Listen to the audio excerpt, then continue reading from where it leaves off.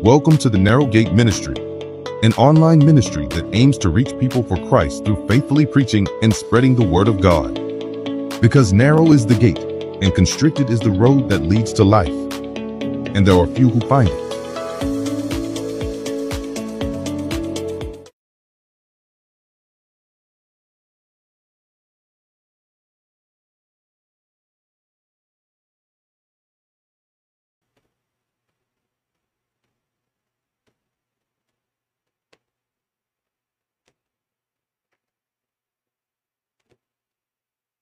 Magandang gabi po muli sa ating lahat. Welcome po muli sa ating live podcast.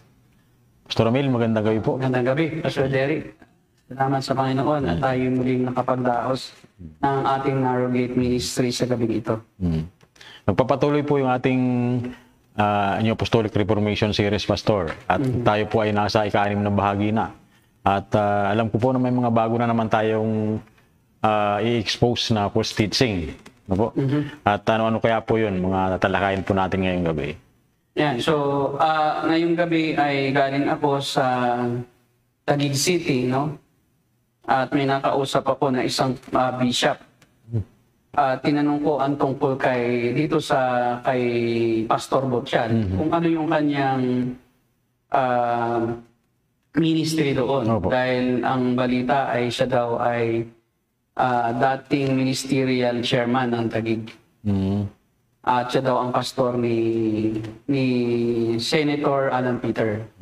So I just confirmed dito sa ating kausap na totoo ba na si Pastor Wilbert Botchal na nagpapakilalang apostol ay leader ng Taguig. Ang sabi ng aking kausap ay dati. Pero dito daw mga kailan lang, no? Bago mag-pandemic ay nag-away-away daw doon sa Taguig dahilan sa maling doktrina rin ni Botchal dahil hindi siya tinanggap ng kabilang grupo. At ang nangyari daw ay bumukod si Botchal, nakadala daw siya ng nasa more or less 10 churches sa Taguig doon sa kanyang grupo ng mga apostol. At siya ang pinaka-head apostle. At mas marami yung naiwan. At ngayon ay hindi na daw siya tanggap doon sa grupong yun. Hindi na po welcome. Hindi po welcome si Wilbert Botchal dito sa mga nakakaalam ng katotohanan. Ibig sabihin ay hindi talaga katanggap-tanggap, no? Ang kanyang itinuturo, lalo na doon sa aspeto ng pagiging apostol. At siya na yung ang kanyang anointing ay Melchizedek anointing. Meron siyang karapatang tumanggap ng di umano ng ikapo sa mga mini-mentor niya na iglesia. Sa makatuwid ay hindi talaga maganda, no, ang ating naririnig at ang ating natutuklasan tungkol sa kay Pastor Wilbert Botchal. At pakiusap lang doon po sa mga taong nagsusuri, no? Hindi po kami, ang interest namin ay siraan, no, ng isang tao. Ang amin po ay i-expose ang maling katuruan. Kaya wala po akong personal na issue kay Pastor Botchal, no? Kundi yung ano ba ang kanyang itinuturo at ano ang ginagawa niya sa mga iglesia, na kanyang tinuturuan. Pero yung kanyang personal na buhay, wala po akong ano doon. Wala po akong ini-expose kung sino siya, kung ano ang kanyang kasalanan sa batas, o ano, wala po tayo doon. Dahil po siya po ay religious leader, siya po ay liable, no, sa mga tao. At siya din po ay nagtuturo online, so malinaw naman po ng atin pong sinasabi patungkol sa kanya ay galing din po sa kanya. At yun po ay atin lang pong niriribat ng salita ng Diyos. Kung ano yung interpretasyon niya, ay atin pong napapakinggan sa kanyang mga online messages. At yung pong kanyang interpretasyon ay kinukumpara naman po natin sa Biblia. So wala po tayong personalan dito. Kung ikaw pinagtuturo, gaya ni Tibuloy, ay expose ka sa social media, so yung katuruan mo, pwede ko rin iribat. Kasi ako pinagtuturo din, at may kalayaan naman ang tao na suriin kung ang aming pananaw, ang aming katuruan ay biblical o hindi biblical at yung kanya ang biblical o hindi biblical. So, yun po ating umpisahan muli. May ilan ulit tayo dito na mga clips no, ng Video kanyang clips teaching sa isa po niyang pagtuturo tungkol po sa tinatawag po niya na priorities. No? Priorities. At ito po ay ating ipapalabas muli at pagkapalabas natin ng isang clip ay ating pong susuriin yung laman ng kanya pong katuruan. Sige po, umpisahan natin doon sa una nating clip. That the anointing, the Spirit of the living God had shifted, transferred to David, at ayaw po niyang maging kalaban, ayaw po niyang maging hadlang sa pag-upo ni David to be the next king to replace Saul, knowing that the Holy Spirit is already in the life of David. But the problem with Jonathan is, though he knew that the Holy Spirit departed already to his father, King Saul, ang naging problema pa rin dito ni Jonathan is that he does not separate himself, but continue to walk and move with his father. That is why, when the time comes from God to judge his father Saul, since siya po ay laging kasama ng kanyang tatay, he was also judged and he was also destroyed. Okay, puna mo ba, Pastor Derek, na mayroon siyang doon sa ating unang tinalakay na hango sa kanyang manual? Na mayroon siyang tinatawag na old move, new move, at current move. Pero di siya tinatawag na old yung word, New word. old word, new word, at current word. Ngayon, itong kanya palang itinuturo na old move, ang kanyang ibig sabihin ay yun daw nung unang panahon, yun ang old move, no? At ang kanyang ilustrasyon ay si David and Saul. So prior to that clip ay pinanood natin yung kanyang katuruan na si Saul daw ay inalis na sa kanyang pagkahari. At ngayon daw ay sinabi daw ng Diyos, no, pinanoint na niya si David.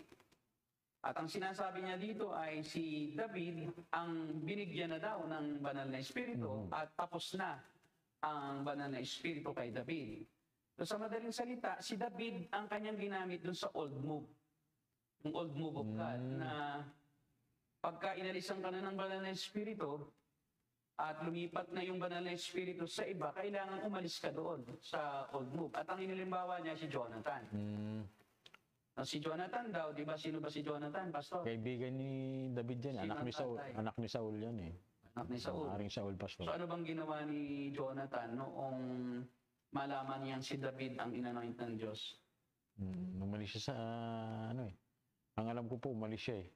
Umalis ba? Umalis ba siya? Pero nanatiling magkaibigan sila ni David. Hindi ka. Sino umalis? Jonathan? Hindi si Jonathan ba siya? umalis kay Saul. Si Saul ang Si David ay kanyang proteksyonan dahil ayon din kay Butchad ay ayaw niyang makialam ni Jonathan doon sa anointing ni David. Tama, Pastor. Pero ang puntos doon ni Butchal ay dahil si Jonathan ay hindi pa rin umalis sa kanyang tatay. Kaya siya na-destroy. Parang ganito ang ibig niyang sabihin. Pag may old move, dapat aalis ka doon sa old move. I see. Hindi siya umalis sa old move. Kaya na-destroy po siya. Kaya na-destroy siya. Sa madaling salita, si David na ang may new move ang Diyos. So, naniwala naman si Jonathan kay David, pero hindi siya umalis doon sa tao na may old move ang Diyos. Kaya siya din ay na-destroy. Sa madaling salita, ang conclusion, kung may old move, dapat aalis ka na rin doon. Halimbawa, ang isang iglesia, yun ang kanyang application niya, no?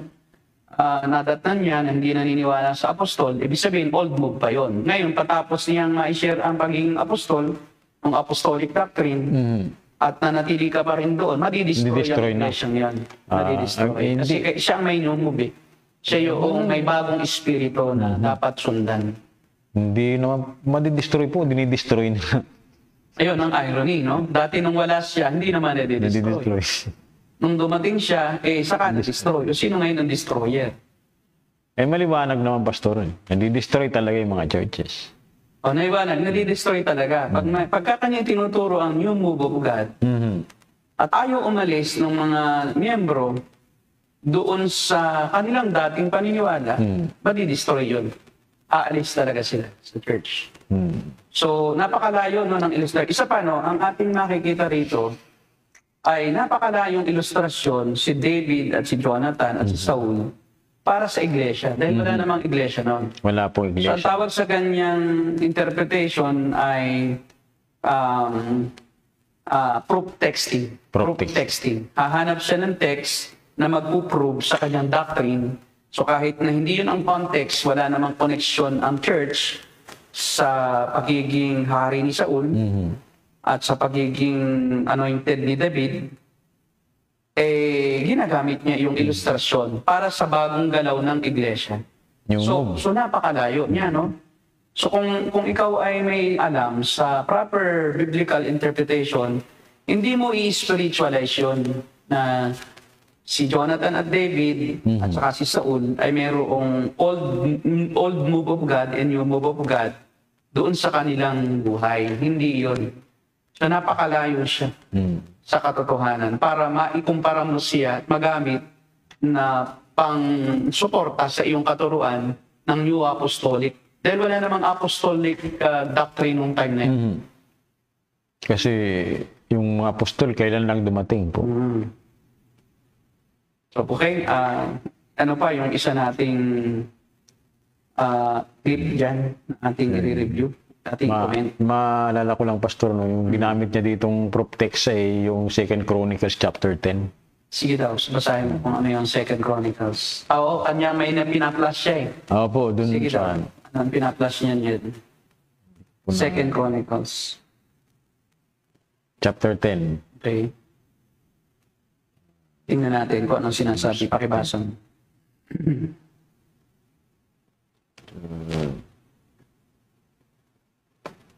Hindi ko po matandaan kung ano yung...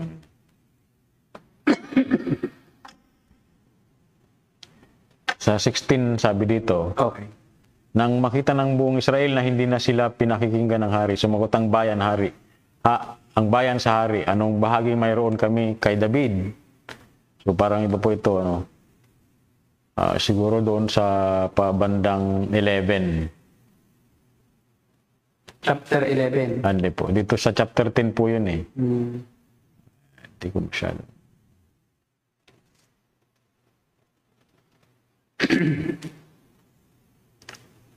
So makikita natin dito yung paggamit ng mga teksto na hindi angkop doon sa kanyang katuruan. Hanapin mo po. O baga napakalayo. No? Old Testament text using that text to prove a current teaching niya ng apostolic. So there's no such thing as apostles during that time. Such position. Meron nun prophets.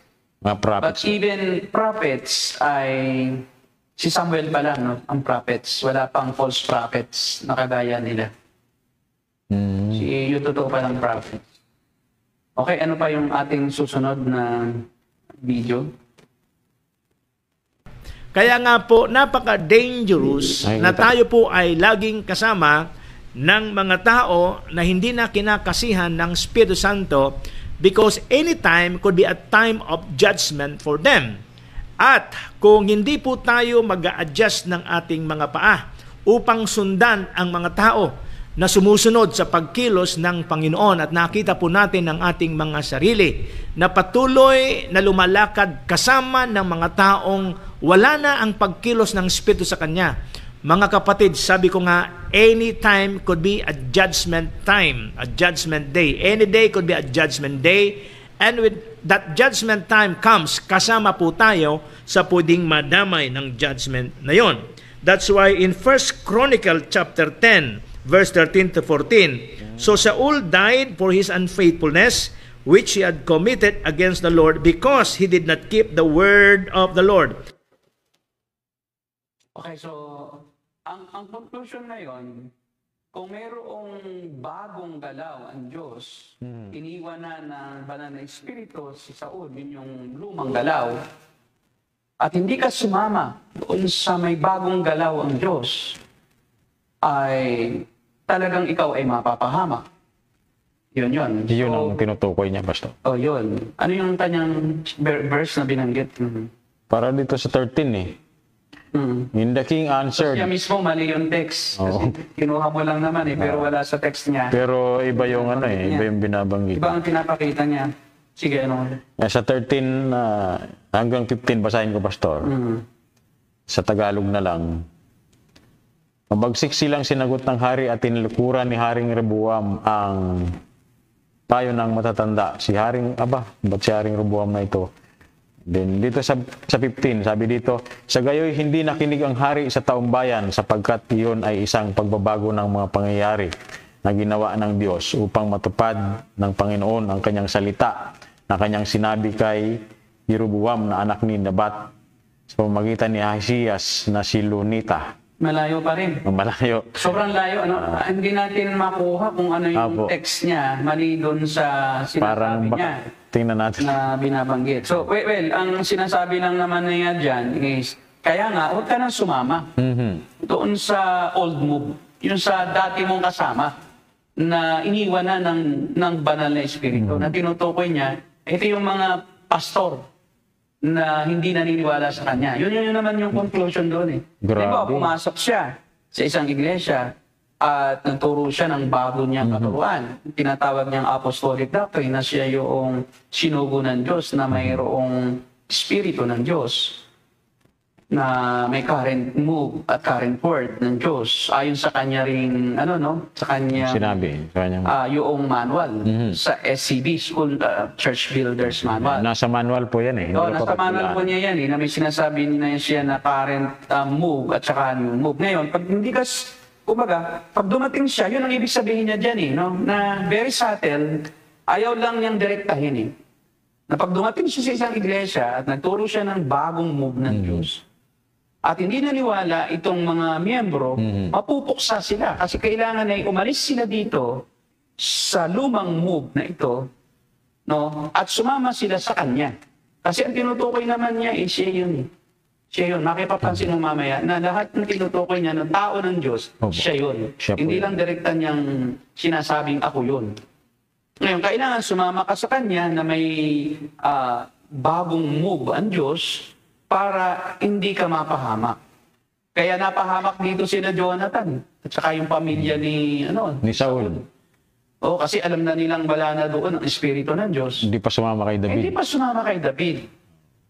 Kaya nangyari, nangamatay sila. Pinatay sila ng mga Pilisteo. Yun naman ang conclusion. Yun ang lalabas doon sa nakikinig sa kanya. Dapat pala sumama ako sa kanya. Siya pala ang bagong galaw ng Diyos. Opo. Saka kahit sino pastor ang makikinig, ganun ang magiging conclusion eh. Ganun ang iisipin talaga. Kailangan sumunod tayo, makinig tayo sa aral niya. Yun ang magiging interpretasyon dun sa sinasabi niya. Ako mismo pastor eh. Habang pinapanood ko. Gusto mo nang sumunod. Sa totoo lang, parang nakukonvince ka na nga. Oo. Parang, sa tingin ko, parang ikaw na yung may bagong move din. Pwede, di ba? Nakaka-convince, di ba? Pag nakaka-convince. Iisipin mo, sumunod ka sa kanya. Parang ayaw ko nang panoorin yung video na. Dahil nakukonvince ka tayo, no? Kasi magaling ang mga apostles kasi magaling magbuladas yan. Magaling talaga. Kasi hindi ka magkakapera sa mundong ito pag di ka magaling. Yun ang Yun ang kailangan gamitin mo ang iyong galing para ka mabuhay. Yun ang puhunan, pastor. Ang puhunan, yung rhetoric. Rhetoric. Yan. Salamat na lang at hindi tayo yun ang layunin, no? Kahit tayo ay marunong din ng rhetoric. Kailangan pala, Brother RJ, ay magaling tayo sa ganun, ano? Pwede rin tayo maging apostol pala. Pwede. Mas magaling pa nga si RJ doon. Iyon. Pag si RJ natuto, gwapo pa. Oo. Kompleto pa. Sige, sundan natin yung another, tip. Yung affection na yon ang siyang mas naging malapit, mahalaga para sa kanya kaysa sa purpose at destiny, okay, ng pagkilos ng Diyos sa bansang Israel. Mga kapatid, it is true na mahalaga po sa atin ang relationship, okay? Personal relationship, human relationship, lalo na po yung relasyon natin sa ating mga kamag-anak o ating mga kasama sa pamilya. But, kung ang magiging kapalit, mga kapatid, noong relationship na yan is yung destiny mo. If your destiny and your purpose of life is at stake because you give priority more on human relationship, mag-isip-isip po tayo. Kaya nga sanay siyang mang-away. No, wala siyang pakialam sa Wala relationship. siyang pakialam sa relasyon. Kasi kung hindi mo makakamit yung iyong layunin, no, bilang bagong galaw ng Diyos at susunod ka sa isang apostol na siyang ginagalawan ng Diyos, tapos hindi mo maiwanan ang iyong mga mahal sa buhay. Hindi mo sila may sakripisyo alang-alang sa Kanya, ay isa iyang kalokohan, kahangalan. Kasi hindi mo mapupulpil yung God-given destiny. So ano pag parang ang sinasabi niya, hinahamon niya, anong pagpapalit niyo?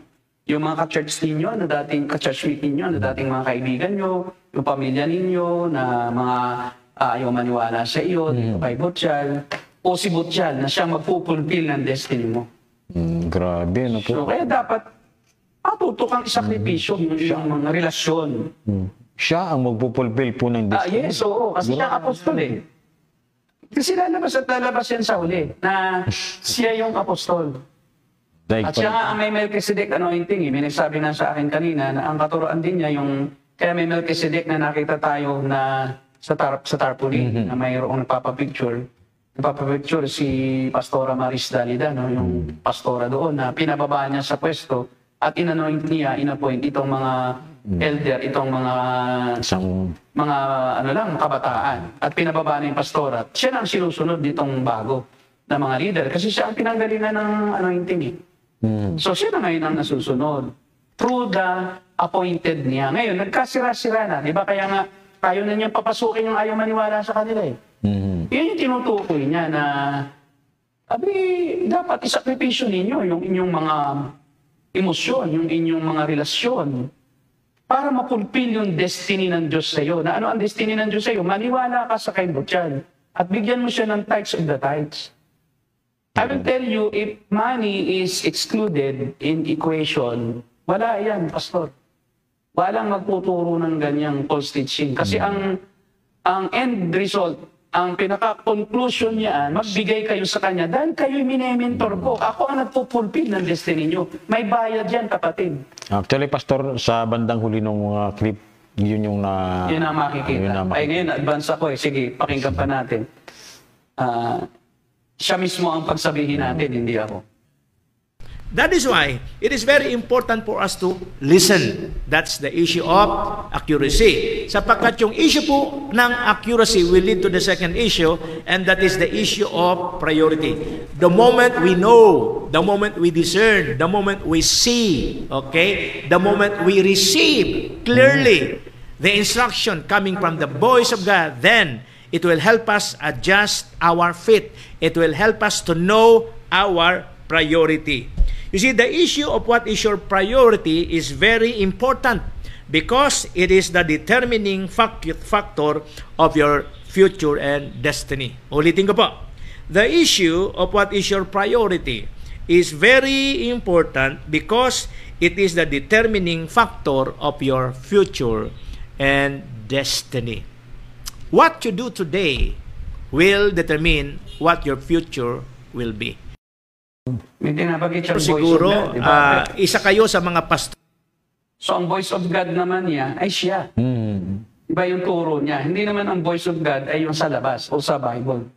Kundi ang voice of God ay yung teaching ng apostle. Yun yung current word. At yun ay makikita mo sa kanyang manual. So kung may magsasabi na hindi naman yun, tingnan natin sa manual niya. Ang current word ay through the apostle today. Na kung ano yung narinig niya sa kukote niya at sa tenga niya, boses na yun ng Diyos. At yung apostle na yun ay siya. Siya yun. Kaya ito yung self-proclaim pinoproclaim niya sa kanyang katuruan, yung sarili niya. Kasi wala naman siya ibang ini-introduce na iba na sinong may voice of God. Hindi siya. Kaya nga po, Pastor, Wala namang ibang pastor siyang sinasabi. kanina nag-uusap po kami ni Pastor na tuloy, Brother RJ. Talagang grabe yung nito, yung teaching.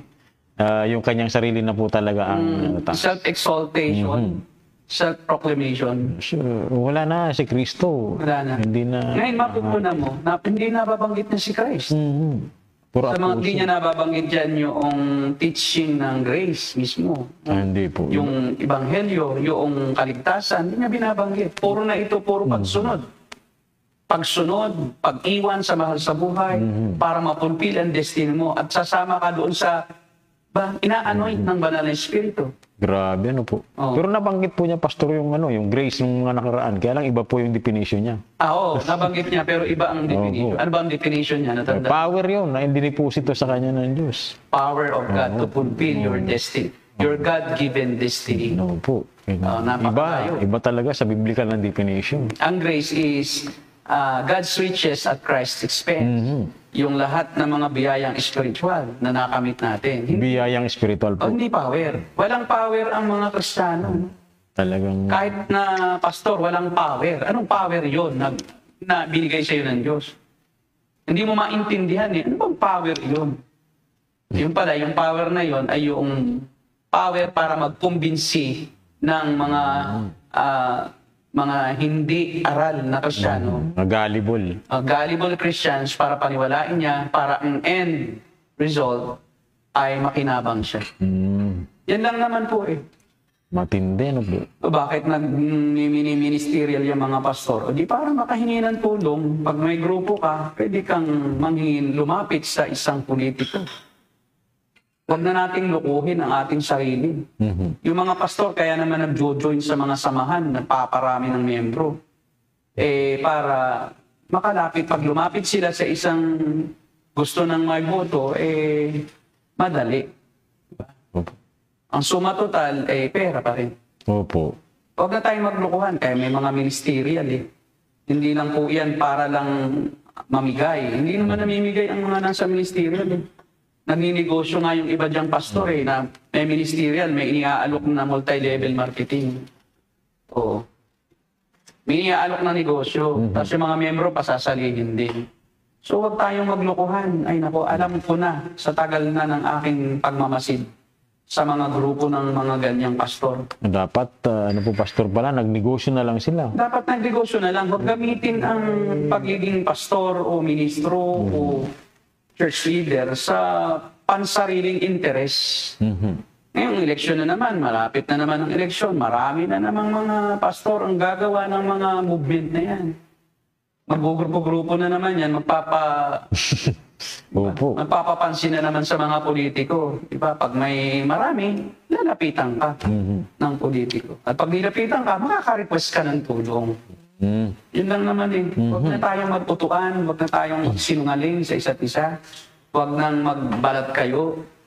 Tapatan tayo, kaya kayo nasa ganyan. Gusto nyong makinabang. Speaking of Pastor, po? Yung humihingi ng tulong sa politiko, yung mga pastor, marami pong ganyan pastor, mga kilala ko. Sino-sino? Hindi ko na po babanggitin, mahirap na. Marami po akong kilala. Akala ko magpapangalan na rin. Ako, hindi ako natatakot magpangalan pag alam kong tama yung aking pinapangalanan na talagang gano'n ang ginagawa niya. Ito yung mga nag-a-adhere po sa teaching nito, ng mga apostolic. Yun yung mga pastor na nasa Pentecostal, pastor. Iyon sila. Sila po yun. Talagang po sila. Okay. Kailangan lumapit tayo dito kasi Magpapabango. Hindi. Ipag-pray natin ito. Pag-pray natin, lumapit tayo, mapansin tayo. Yan. Pag nasulyapan ka ng mata ng politiko at may proyekto siya, pwede ko itong bigyan. Ganoon ang ginagawa po So nila. hindi na po tayo sa kaluluwa tumitingin. Sa pera na talaga. Kaya kung ikaw, pera na lang ang habol mo sa ministry, ay tumigil ka na. Kasi talagang aanihin mo ang sumpa ng Diyos. Yun ang nakakatakot. Maliligaw ka talaga kasi love of money is the root of all living. Tama po. Wala akong problema kung nagkakapera ka sa legal na paraan at yung pera mo ginagamit mo sa ministry. Parang si Pablo. Pero kung ang problema ay ang iyong interest, kaya ka nagmi-ministry para magkapera, eh hindi yun ang tamang motibo sa pagmi-ministeryo. Magnegosyo ka na lang. Kasi yun ang gusto mo, yumaman eh. Hindi kaya yaman yan sa ministry. Hindi po. Hindi kaya yan. Maniba na lang na ikaw ay pastor na ikaw ay negosyante talaga, may sarili kang Oo, trabaho. pero hindi ministry ang pagyaman Opo, niya. hindi sa siya ministry. yumaman sa ministry. Dahil sa trabaho po. Oo, dahil sa kanyang business, kaya siya yumaman. Hindi dahil sa kanyang paglilingkod. Dahil sa paglilingkod sa Panginoon, ikaw nga ang mawawalan eh. Dahil ikaw magsasakripisyo para sa iba eh. Eh itong mga ito eh, Hindi sila marunong mag-scripture. hindi marunong magsakripisyo eh. Tuturuan pa na iwanan mo ang kapamilya mo, iwanan mo ang pastor mo, iwanan mo ang mga kapwa mo mananampalataya. Alang-alang sa pagsunod sa kanya eh.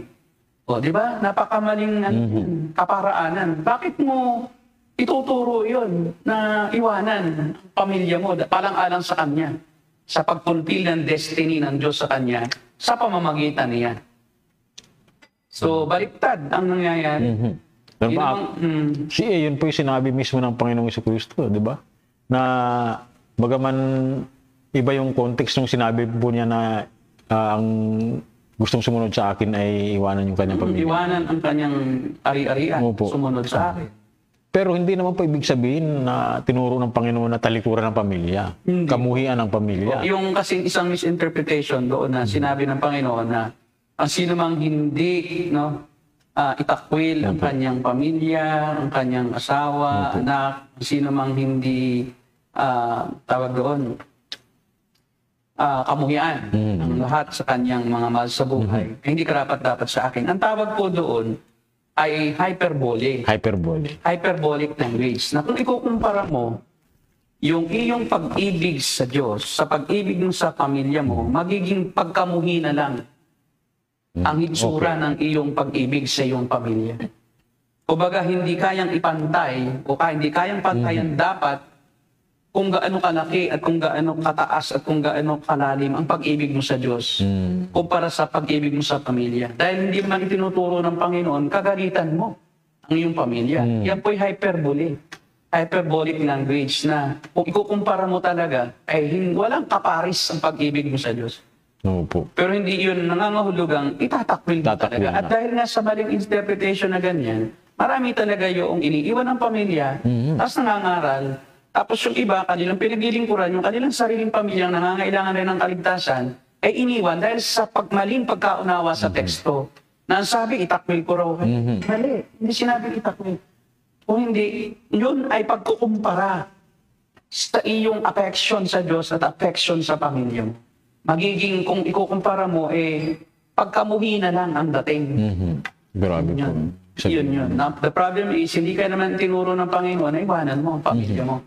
Kahit sa kailanman. Opo. Kasi pag ganun po pala, Pastor, magkukontrahan yung turo ni Pablo at saka ni Jesus Christ. Kasi si Pablo, tinuro niya doon sa Timoteo, I think sa 2 Timoteo, na ang sino mang hindi marunong mag-provide sa family ay daig pa ang hindi mananampalataya. Oo. Kita mo, hindi nagkukontrahan. Ang problema, yung maling interpretasyon. Kasi si Pablo, kay Kristo mismo siya kumukuha ng teaching. At nakuha niya yung meaning. Kaya yung context ng ang hindi mamuhi ay may kinalaman doon sa ibigin mo ang Diyos ng higit sa lahat. Yan. Na hindi mo pwedeng ipantay ang pag-ibig mo sa Diyos sa pag-ibig mo sa kapamilya. Yun. Salamat po doon, Pastor. At saka noong panahong iyon, kailangan talagang iwanan dahil ang konteksto, naglalakbay ang Panginoon Hesus. Nagpapaikot-ikot siya mula sa Galilea, madaan siya sa Samaria, then Judea. So siya ay naglalakad. So ang context is physical obedience talaga. Physical. Kasi ngayon, hindi na naglalakad ang Panginoon. Sumasakay na ang... Kaya hindi mo na kailangan iwanan ang iyong kayamanan. Sumasakay na tayo. Opo. Sumasakay. At saka ngayon, internet na. You don't need to yung i-abandon mo yung obligasyon mo or i-abandon mo ang pamilya mo, ang kayamanan mo. Kasi ngayon, you can run your business while you are at home. Kahit ang business mo nasa ibang bansa, you can run it. Iba na ang konteksto ngayon eh. Kaya sa konteksto noon, na talagang hindi mo mararan ang business mo pag wala ka. Noong panahon yun, dahil talagang personal ang pag-attend mo doon. Yung pag-aasikaso mo. At saka ang business noon is more on, yung hayupan, Opo. trade, yung paggawa ng mga binebentang mga kung ano-ano sa templo, farming. Ay talagang pag wala ka sa bukid, hindi ka makapagtalok. Kaya kailangan iwanan mo. So yun yung context eh. Hindi mo pwedeng dalhin ngayon na iwanan mo rin yung business mo. Ay dala mo nga ang business mo kahit nasaan ka eh. Diba? Kasi meron na nga yung online platform eh. Pwede mo ma-check na yung tindahan mo, may CCTV ka. May tauhan ka doon. O tatanungin mo yung iyong tao doon sa tindahan mo. O kumusta, magkano ng sales? Pwede bang ipakita mo sa akin? Yung computation, ipadala mo. Madali lang ngayon. Hindi kaya noon na physical. Physical eh. Kaya pinaiiwanan. Kasi for 3.5 years lang naman. More than 3 years. Naglakbay si Jesus. Pagkatapos noon, you don't need to iwanan pa yun. Wala ka nang susundang physical noon. Ang pagsunod na spiritual, sa utos na niya. Hindi na pagsunod na actual na bubuntot-buntot ka sa mga apostol o saan naroon. At makikinig ka. Kaya po, Pastor, talaga po napakahalaga po ng context. Na alam natin yung context ng binabasa nating talata. Sige pa, ano pa yung kanyang sinabi? Siguro, isa kayo sa mga pastor na nakaranas ng ganitong mga pangangatwiran ng mga tao o miyembro ng church na minsan ay naging aktibo sa inyong church and then later on nagpaalam na lang sa inyo. Okay? At nung magpaalam sa inyo, okay, ang sasabihin, huwag kayong mag-alala, pastor, sapagkat maski ako umalis sa church, ang aking puso naman ay nasa sa church. And then later on, makita mo na maski hindi umalis doon sa barangay o sa bayan na kung saan ay nandun sila. Naglipat lang o lumipat lang puro sila ng simbahan. Tapos ang lakas pa ng Lord magsabi, ang aking puso, Panginoon, ang aking puso, pastor, ay nananatili sa church. Mga kapatid, ako bilang pastor, marami na rin akong narinig na ganyang pangangatwiran ng mga dating miyembro na matagal at naging aktibo, matagal na naging bahagi ng church, later on, nung masaktan, later on, nung hindi na gusto. So parang ang sinasabi niya dito ay talagang may mga miyembro na nagkukunwari na miyembro pa, support, pero hindi na. Pero naman talagang ganoon, no? Pero kung ang dahilan naman ng pag-alis ng miyembro ay gaya ng yung pagtuturo niya, ay ano yun? Valid yun, valid.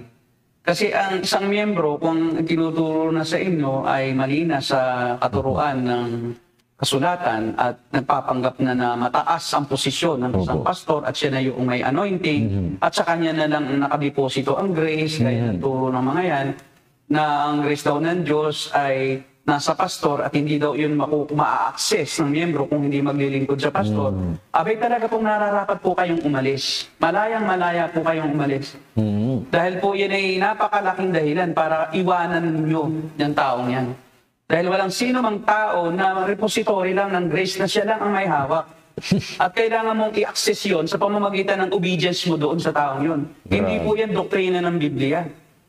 Ang grasya po ng Diyos ay binibigay niya sa kanino man yung gustuhin. Kahit sino pang pastor yan ang mag-lead yan. Kahit na mahirap lang yung pastor. Kahit na yung pastor ay hindi kasing galing niyang mangaral. Ang banal na espiritu ang siya pong kumikilo sa puso ng tao at siya ang nagbibigay ng biyaya, ng grace, ng pagkaunawa, kaligtasan at pagsilang na muli. Hindi po tao ang nagpapaging born again sa tao. Hindi. Ang banal na espiritu. Ang naliligtas sa tao, ang nagbibigay ng biyaya sa tao, direktang galing sa Diyos. Ito kasing turo nitong si Apostle Budjan ay yung pong grace ay hindi mo kayang makamtan, hindi direktang nakukuha sa relasyon mo sa Diyos, kundi sa Kanya bilang pastor at apostol. Kapag nawala ka sa Kanyang covering at nawala yung Kanyang anointing sa iyo, wala ka ng biyaya. Kaya takot na takot yung iba na baka sila'y mamatay. No, pagka umalis na ako dito, baka ako'y malasin. Yan yun. At ginagamit niya yung Kanyang authority na panakot. Diba? Na para huwag kayong pag nanatili kayo diyan sa pagsunod sa mga wala ng anointing ng Espiritu, mapapahamak, you will be destroyed. Gaya nila Jonathan. at yung mga anak ni Saul na nangamatay dahil nga hindi na sumunod. So ang nangyayari, nagkakaroon ng takot sa puso itong nakikinig na baka na tayo matulad kina Jonathan at Saul na tayo ay mapatay. Yun. Ano siya ng Nag-i-instill ng fear at obedience sa kanya. So tinatakot para siya na lang ang pakinggan. Ano bang tawag po ba dyan, Pastor? Manipulation o fanaticism ba yan? Fanaticism. Cult na siya. Ang cult kasi ay yung kinokontrol na ang emosyon mo, kinokontrol na ang decision mo, exactly po. Yung destiny mo. Isang katangian na ng cult ang kanyang ginagawa. Na kukontrolin na niya yung desisyon ng isang iglesia sa pamamagitan ng pananakot. Ang G12 may ganyan din. Wala ka ng blessing pagka ikaw ay umalis dito sa G12. Totoo po yan. Kaya yung mga nasa G12, napipilitan sila na yung kakarampot na nilang pera talagang ibinibigay pa nila. Mayroon akong na-encounter na estudyante po siya, Pastor. Pinipilit talaga sila na magbigay. Alawas na lang po nila yun. Ay, di wala na siyang alawas. Kanapusan, natatapos ang week, wala na siyang pera kasi binigay niya doon sa leader nila. Tama. Kasi inuutos sa kanila Compulsory. At compulsory. At may mga seminar ang G12, bibigyan yung leader ng mga ticket. At pagka ibebenta nila yon, cargo nila. Kapag hindi nila na-ibenta yung ticket, utang nila yon. Oh, grabe. Utang nila yon.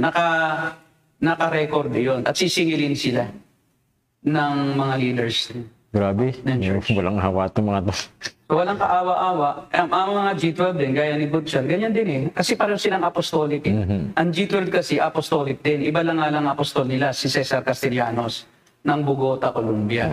Ito naman, si Butial, ang pinaka-chief apostle nila ay si Jonathan David sa Malaysia. Tapos siya na ngayon ang pinakang apostol dito sa Pilipinas. So pareho lang kaya nga, pag may doktrina ng apostol, may power siya. Kaya siya nakakamanipulate kasi kuno ay diniposituhan sila ng grace, yung power ng Diyos. At yung grace na yon ay, kita mo, power ng Diyos. So makukuha mo lang yung grace, yung power na yon through your obedience to the apostle, to the pastor. Pero grabe po, Pastor, nawiwirduhan talaga ko sa teaching niya na to na yung grace nakadeposito sa kanya. Pero yung kanyang tinuturuan, mga believers na po yun. Di ba mga saved na sila kung tutuusin. Bakit saka lang nila matatanggap yung grace? Kasi sa katuruan niya, natalakay natin na pwede kang maging Kristiyano nang wala ka pang Espiritu Santo. Gaya doon sa Acts chapter 18 na yun daw sa Ephesus, na ginamit niya dahil po doon sa teaching. Na si Jesus daw, si Pablo, di ba, ay nakita ang mga disciples ni John the Baptist. So tinanong ni Apostle Paul, nakatanggap na ka ba? Alam niyo na ba ang mensahe ng grace, Ebanghelyo? Hindi pa, kasi talaga namang hindi. So natural, talagang hindi pa sila believers in Jesus. Kasi nga hindi nga sila sumama kay Jesus So kaya natural, wala pa talagang Espiritu Santo silang natanggap. Hindi ibig sabihin, believer na sila, ay sila ipinanahanan ng Espiritu. Dahil hindi pa, Old Testament kasi ang turo ni John the Baptist yung repentance. Kailangan mag-repent kayo, magsisi kayo upang mapasama kayo sa kaharian ng Diyos. So ayaw nilang humalo sa mga apostol ni Jesus Christ. Kaya sila nanatiling nakahiwalay. Kaya nga, hindi yun mga taong, hindi yun mga taong may espiritu na talaga. Naligtas na. Hindi pwedeng ikumpara yun sa mga Kristiyano ngayon. Dahil ngayon, ang mga Kristiyano, pag sila sumampalataya, automatic yan, ibinibigay ang banal na espiritu. Nananahan na siya. Dahil ang isang tao, hindi siya makakaunawa sa Bible nang walang banal na espiritu. Natural, pag nakaunawa siya, kasi sabay yung regeneration at saka yung possession of the Spirit or indwelling. Sa Kanya, pwede kang maging Christian, wala kang grace kasi wala kang Holy Spirit. So, hindi pwedeng maging Kristiyano ang isang tao nang walang Holy Spirit. That's a false teaching. Kasi hindi mauunawaan ng isang tao ang salita ng Diyos without the Holy Spirit. 1 Corinthians 2:14 and preceding verses. A man without the Spirit of God cannot understand spiritual things. But dahil may Espiritu na tayo, we can understand God and we have the mind of Christ, sabi nga doon. So paano mawala ng Espiritu? Ang kaya mo sa kanya, kailangan pa niyang yung mga miyembro ng iglesia, kailangan pa niyang ipanalangin para ma-receive ang Holy Spirit. At habang daw siya nagpipray, ay ang banal na Espiritu ay kanyang i-disseminate sa mga believers. Siya na ang sinusunod ng banal na Espiritu. Ang banal na Espiritu, Diyos, hindi mo siya pwedeng takdaan na, ngayon ako mag-pray ha, pasukan mo yan. Hindi pwedeng ang banal na Espiritu, takdaan mo. Oo. Diba? Pero habang ako'y nagpipray, ang banal na Espiritu ay papasok sa inyo. Paano gano'n ka kasiguradong banal na Espiritu yun, nauutusan mo? You cannot command the Spirit of God because God, the Spirit, the Holy Spirit is God. Siya gagawa sa paraan na gusto niya na hindi ikaw mag-uutos. Hindi siya nauutusan o natatakdaan o na-schedule. Kaya nga, yung maling katuruan yung revival na sa gabing ito, di ba, ay gagalaw ang Espiritu. Ba't ba nakasigurado na gagalaw ang Espiritu? Ikaw ba'y Diyos para malaman kung ano yung plano ng Espiritu na sa gabing iyon, ikaw na ang nakaalam kung anong gagawin ng banal na Espiritu? Kaya yung baptism of the Holy Spirit na tinatakda nila, hindi totoo yun. Susundin ka ng banal na Espiritu. Sa gabing iyon, magbabaptize siya. I-schedule mo. So, napakamaling katuruan yung kanilang pinagsasasabi na hindi ka tanggap-tanggap sa isang tunay na nakakaunawa ng salita ng Diyos. Pero ito, yung mga gullible Christians, ito yung mga hindi kasi nag-aaral at nagdi-discern. Tanggap ng tanggap lang sila kasi kung anong marinig, keso siya'y sinugo daw ng Diyos o pakikinggan na at talagang mag-i-stick na sila doon. Yung pala, false apostle na siya. So kaya nga sabi hindi naman katakataka talaga na ang iglesia ay mapasok. Yung ang Corinto, yung Corinthian church, napasok ng false apostles eh. Sabi ni Apostol Pablo, ako'y naghili dahil yung mga false apostle na yan, inyong kinupkup pa at inyo pang binibigyan ng pangangailangan. Samantalang kaming tunay na apostol, hindi nga kami nanghingi sa inyo. Kasi isang tanda ng false apostle, naniningil. Naniningil siya. Kasi hindi naman siya sa Diyos talaga naglilingkod kundi yung tiyan niya gustong pakainin Diba? So ang tunay na apostol, hindi yan after sa pera mga kapatid. Yan tandaan nyo.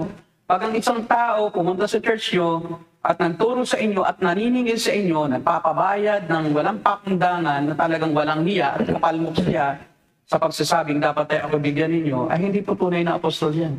Kasi ang tunay na apostol, mahirapan man siya, daman siyang tanggapin, masaya siya dahil hindi naman siya naglingkod dahil sa pera nyo. Naglilingkod siya dahil sa nagsugo sa kanya, sa Panginoong Kristo. Yun ang tunay na paglilingkod. Hindi naniningil at humihingi ng kapalit sa kanyang pagpapagod. At siya pa ang nagbibigay. Yun. Sabi ni Pablo, ako hindi humingi ng kahit ano sa inyo, kahit may karapatan ako sanang gawin yun. Sabi mo sa mga taga-Korinto, ito mga apostol na ito, na nagkukunyaring apostol. Inyo pang pinaglingkuran, tinanggap, at inyo pang pinakakain. At inyo pang binibigyan ng mga pangangailangan. Lantalang kami, wala kaming ginawa. Wala kaming anumang hiningi sa inyo. Naglingkod kami ng bukal sa kalooban. Kaya sabi ni Apostol Pablo, ay mga apostol, parang anghel ni Satanas, no? Na nagkukunyaring anghel din ng kaliwanagan. Yung mga anghel ni Satanas, mga demonyo, pwede rin magkunyaring anghel ng liwanag. Aba, opo. Mga bulaang guro, mga bulaang apostol, pwede rin magkunyaring tunay na apostol. Pero ang motibo nila ay pansarili.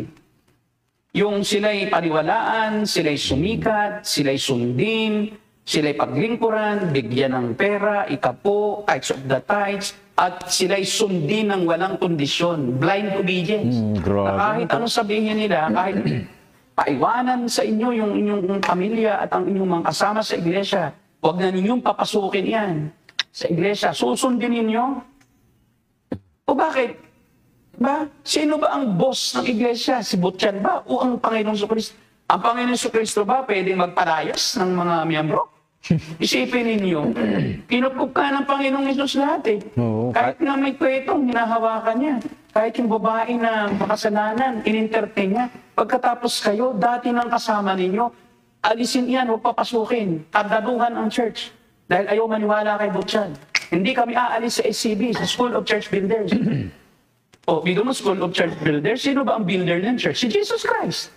Ba't kayo na? O, School of Church Builders, kayo na ngayon ang nagtatayo, hindi na Panginoon Kristo. Opo. Oh, napakamali. Yung mismong pangalan ng school, maling-mali ang pangalan eh. Biro mo kayo nagtatayo ng iglesia, tapos ang inyo pupuntahan, nakatayo na naman. O may church na nga, may lote na, nakapangalan pa sa church. Pagkatapos, sasabihin nyo, nagtayo kayo. Tapos pagdating ninyo, dinidestroy nyo. Hati-hatiin ninyo, tuturuan nyo na, dito kayo sa akin, apostol ako. Kung ang susundin nyo, sa akin ang grace, nakadeposito. Di ba, anong tawag doon? Uto-uto. Uto-uto eh. Marami na uto talaga. Hindi nag-iisip. May gamot sa baliw eh. Pero dun sa, wala. Di ba? Biruin mo, halata na. Na nagluloko-loko lang. Wala ka namang napapala. Yung pandemic, hindi naman nakagawa ng himala. Nag-preach during the pandemic. Ang sabi daw, pagkatapos sa pandemic, may new normal. At ang new normal daw, normal na lang daw ang paggawa ng himala, normal na lang ang magpagaling ng sakit, normal na lang ang mga supernatural na mga pangyayari. Eh bakit? During the pandemic, hindi nyo gawin yun. At pagkatapos pa ng pandemic, pagkatapos ng pandemic, wala namang new normal. Hanggang ngayon, hindi pa rin siya nakagawa ng himala. Ano bang himala ang ginawa mo? Di abnormal po. Naku po. Wala kang himalang magawa, tapos sabihin mo, may himala kang gagawin ngayong tapos ang pandemic. Wala, nangyari. Tapos ito naman pong mga tagasunod, paniwalang-paniwala naman sila, Pastor. At believe ba sila? Wala naman kaming masamang... Brainwash na.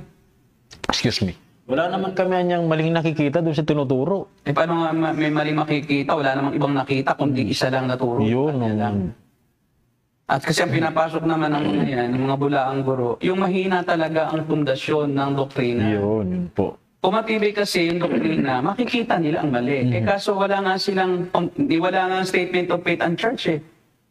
Wala silang saligan ng pananampalataya. Saan nila i-base yung tama at mali? Kung wala ka, yung church din, walang membership form, walang acceptance na membership, wala man lamang congregational meeting, wala man lang statement of faith. Basta kung sino ang dumating, tatanggapin nila. Basta ang tawag ay pastor. O di lahat ng mga turo, hindi nasasala. Pasok ng pasok. Hanggang nagkalito-lito na sila. Salamat na lang at ang tunay na natupa kahit na sila ay hindi masyadong natuturuan ng mas maayos, madidiscern pa rin ang tunay na tupa ang tinig ng Panginoong Kristo na pastol na tunay. Kaya pag hindi na ayon sa turo ng Panginoong Kristo ang tinuturo ng isang bisitang pastor, yun, nakaka-discern ang mga tunay na tupa. Mayroon silang saloobin na, tika, iba na to, hindi na ito sa Diyos. Bakit ang itinataas na niya ay ang kanyang sarili, hindi na ang Panginoong Kristo? Hindi na ang Panginoon. Kaya po, hindi kaya pa rin na iligaw yung tunay na tupa. Kahit sila'y pangaralan ng mga bulaang guro. Sila'y makakaunawa na mali ang kanilang pinaniniwala. Sige, meron pa tayo dyan na co-comment na clip mula sa kanyang sermon na priorities. Malalaman po natin kung ano ang dapat nating gawin.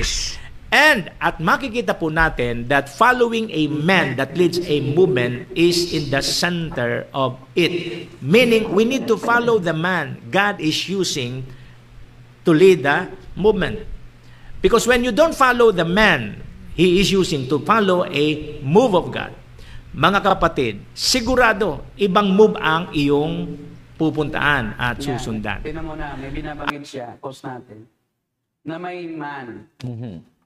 Na yun ang ipapalo nyo. Strategic. Pero siya yun. Siya yun. Wala naman siyang sinasabi na iba eh. Hindi naman ang Panginoon Kristo. Wala naman siya binabanggit ng Panginoon Kristo. So wala naman siya binabanggit na ibang pastor. Sino yun? So habang siya nangangaral, ang tinataas niya, yung man na dapat yung sundin, ako, yun ang meaning niya. So pag hindi kayo sumunod sa man na yun, wala kayo. Pakinggan niyo ba? Alam po ninyo, sa ating panahon, it is very easy for everyone to say, I am already in the move. Okay? I am already in the move. Napakadali po niyan eh. Masi nga po yung church. Relate niya yung move sa kanya. Yung man, may move ang Diyos doon. Sige, tingnan mo pa.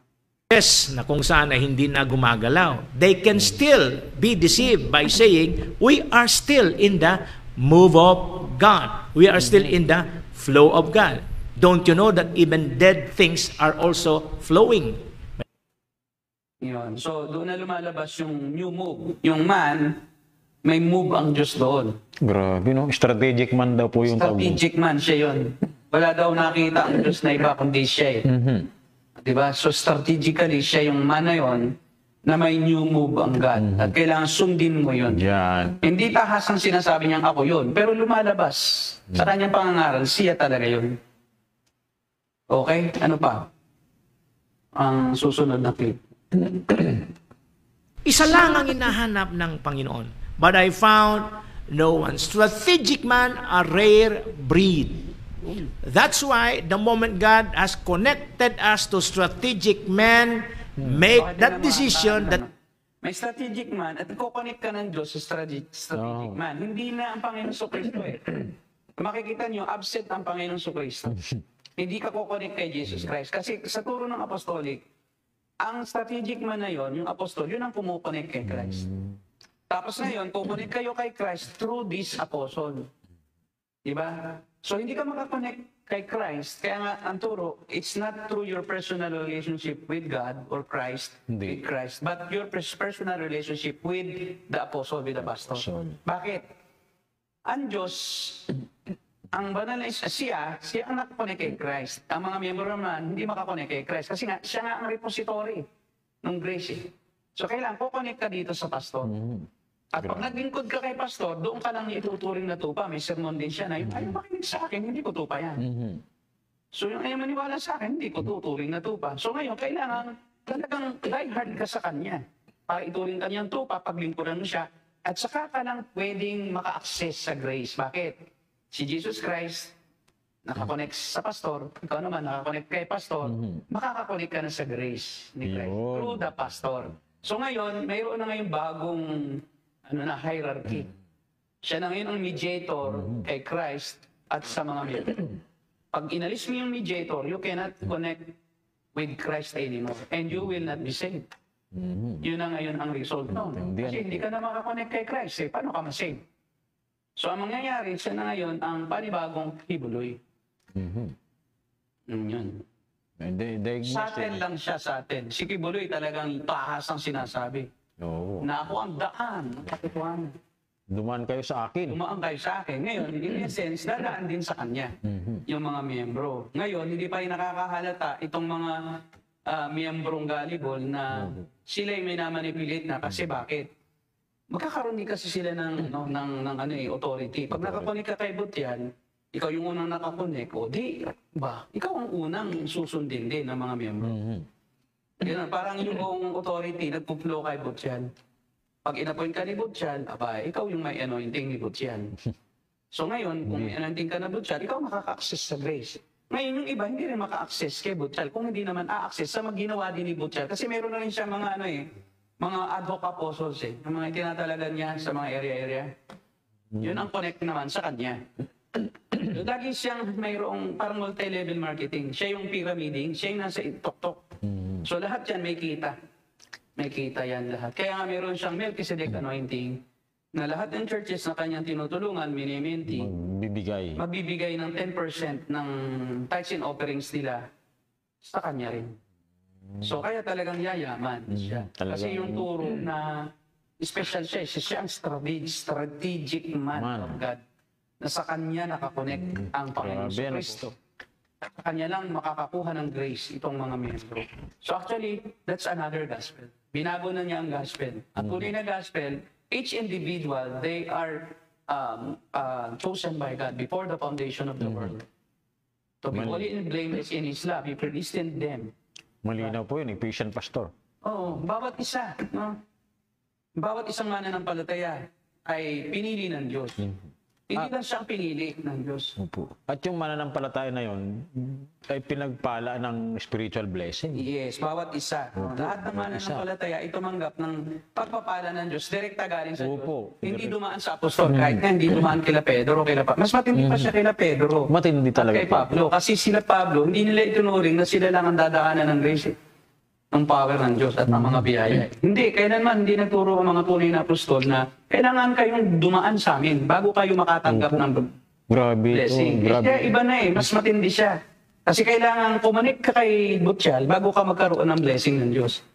So it is more gullible yung turo na ito kasi tahasan yung iba, tahasan sila nagsasabi. Kaya maraming nagdadaya kasi nga nakatago yung kanyang sarili. Pero mahuhuli mo rin sa kanyang pananalita. Pero Pastor, ito, if you are watching, Di ba noon, sabi niya, if you are watching this video, sabi niya, the Holy Spirit will be given to you as I pray. Grabe. Parang 100%, sinabi na niya, lahat ng nanonood, bibigyan ko kayo. Parang ang banal na Espiritu, sabi nga may nag-commente, ang banal na Espiritu para daw ayuda na lang. Oo. Pero May nag-comment noon. Pero ito po sinasabi ko dito kay Butchal talaga. Kung nanonood siya ngayon, mayroon man siya mga ad hoc apostle na nanonood ngayon, siguro matakot po kayo. Dahil dapat niyo makita.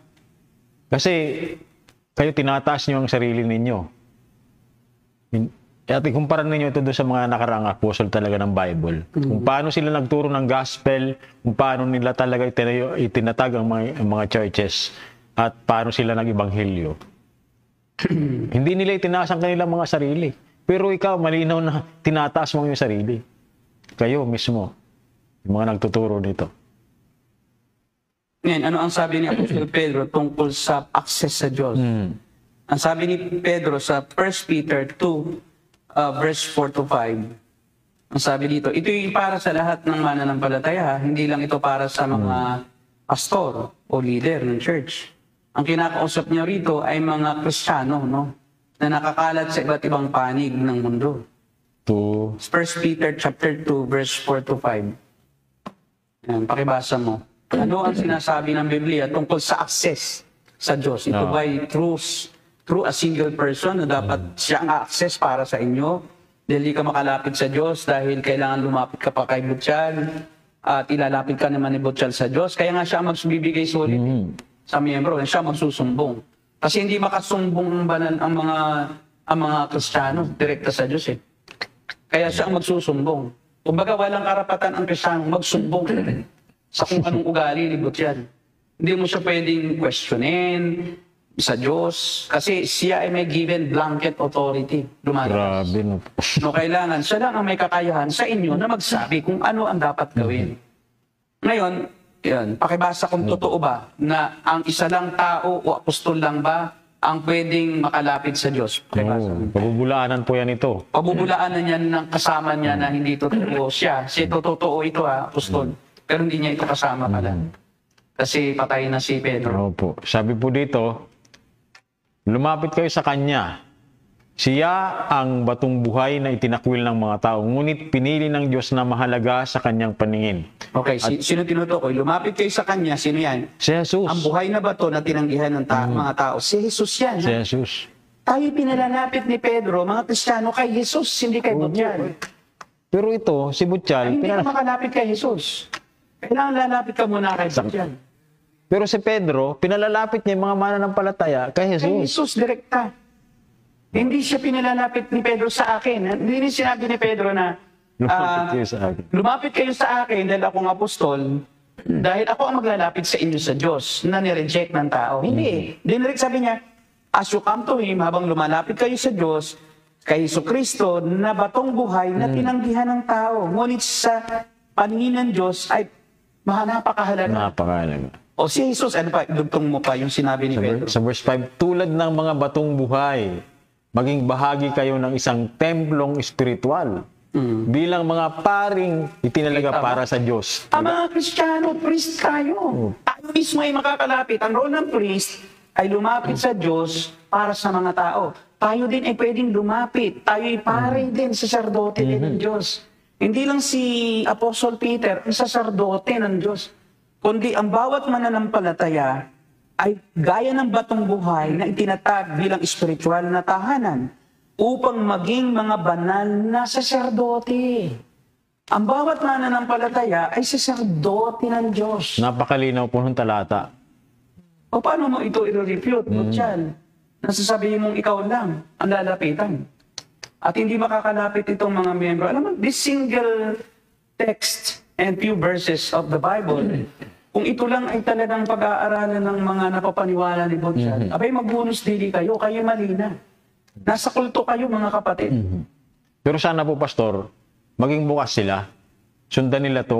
Kung may mga nanonood po na followers po ni Butchal diyan, sana sundan nyo yung mga text na binabasa namin, tinitingnan namin. Opo, sana po basahin nyo unang Pedro 2:4 hanggang 5. Sinasabi ni Apostol Pedro ito. Si Pedro mismo hindi niya itinasang kanyang sarili. Actually, ginaid pa niya yung mga mananampalataya na lumapit kay Jesus.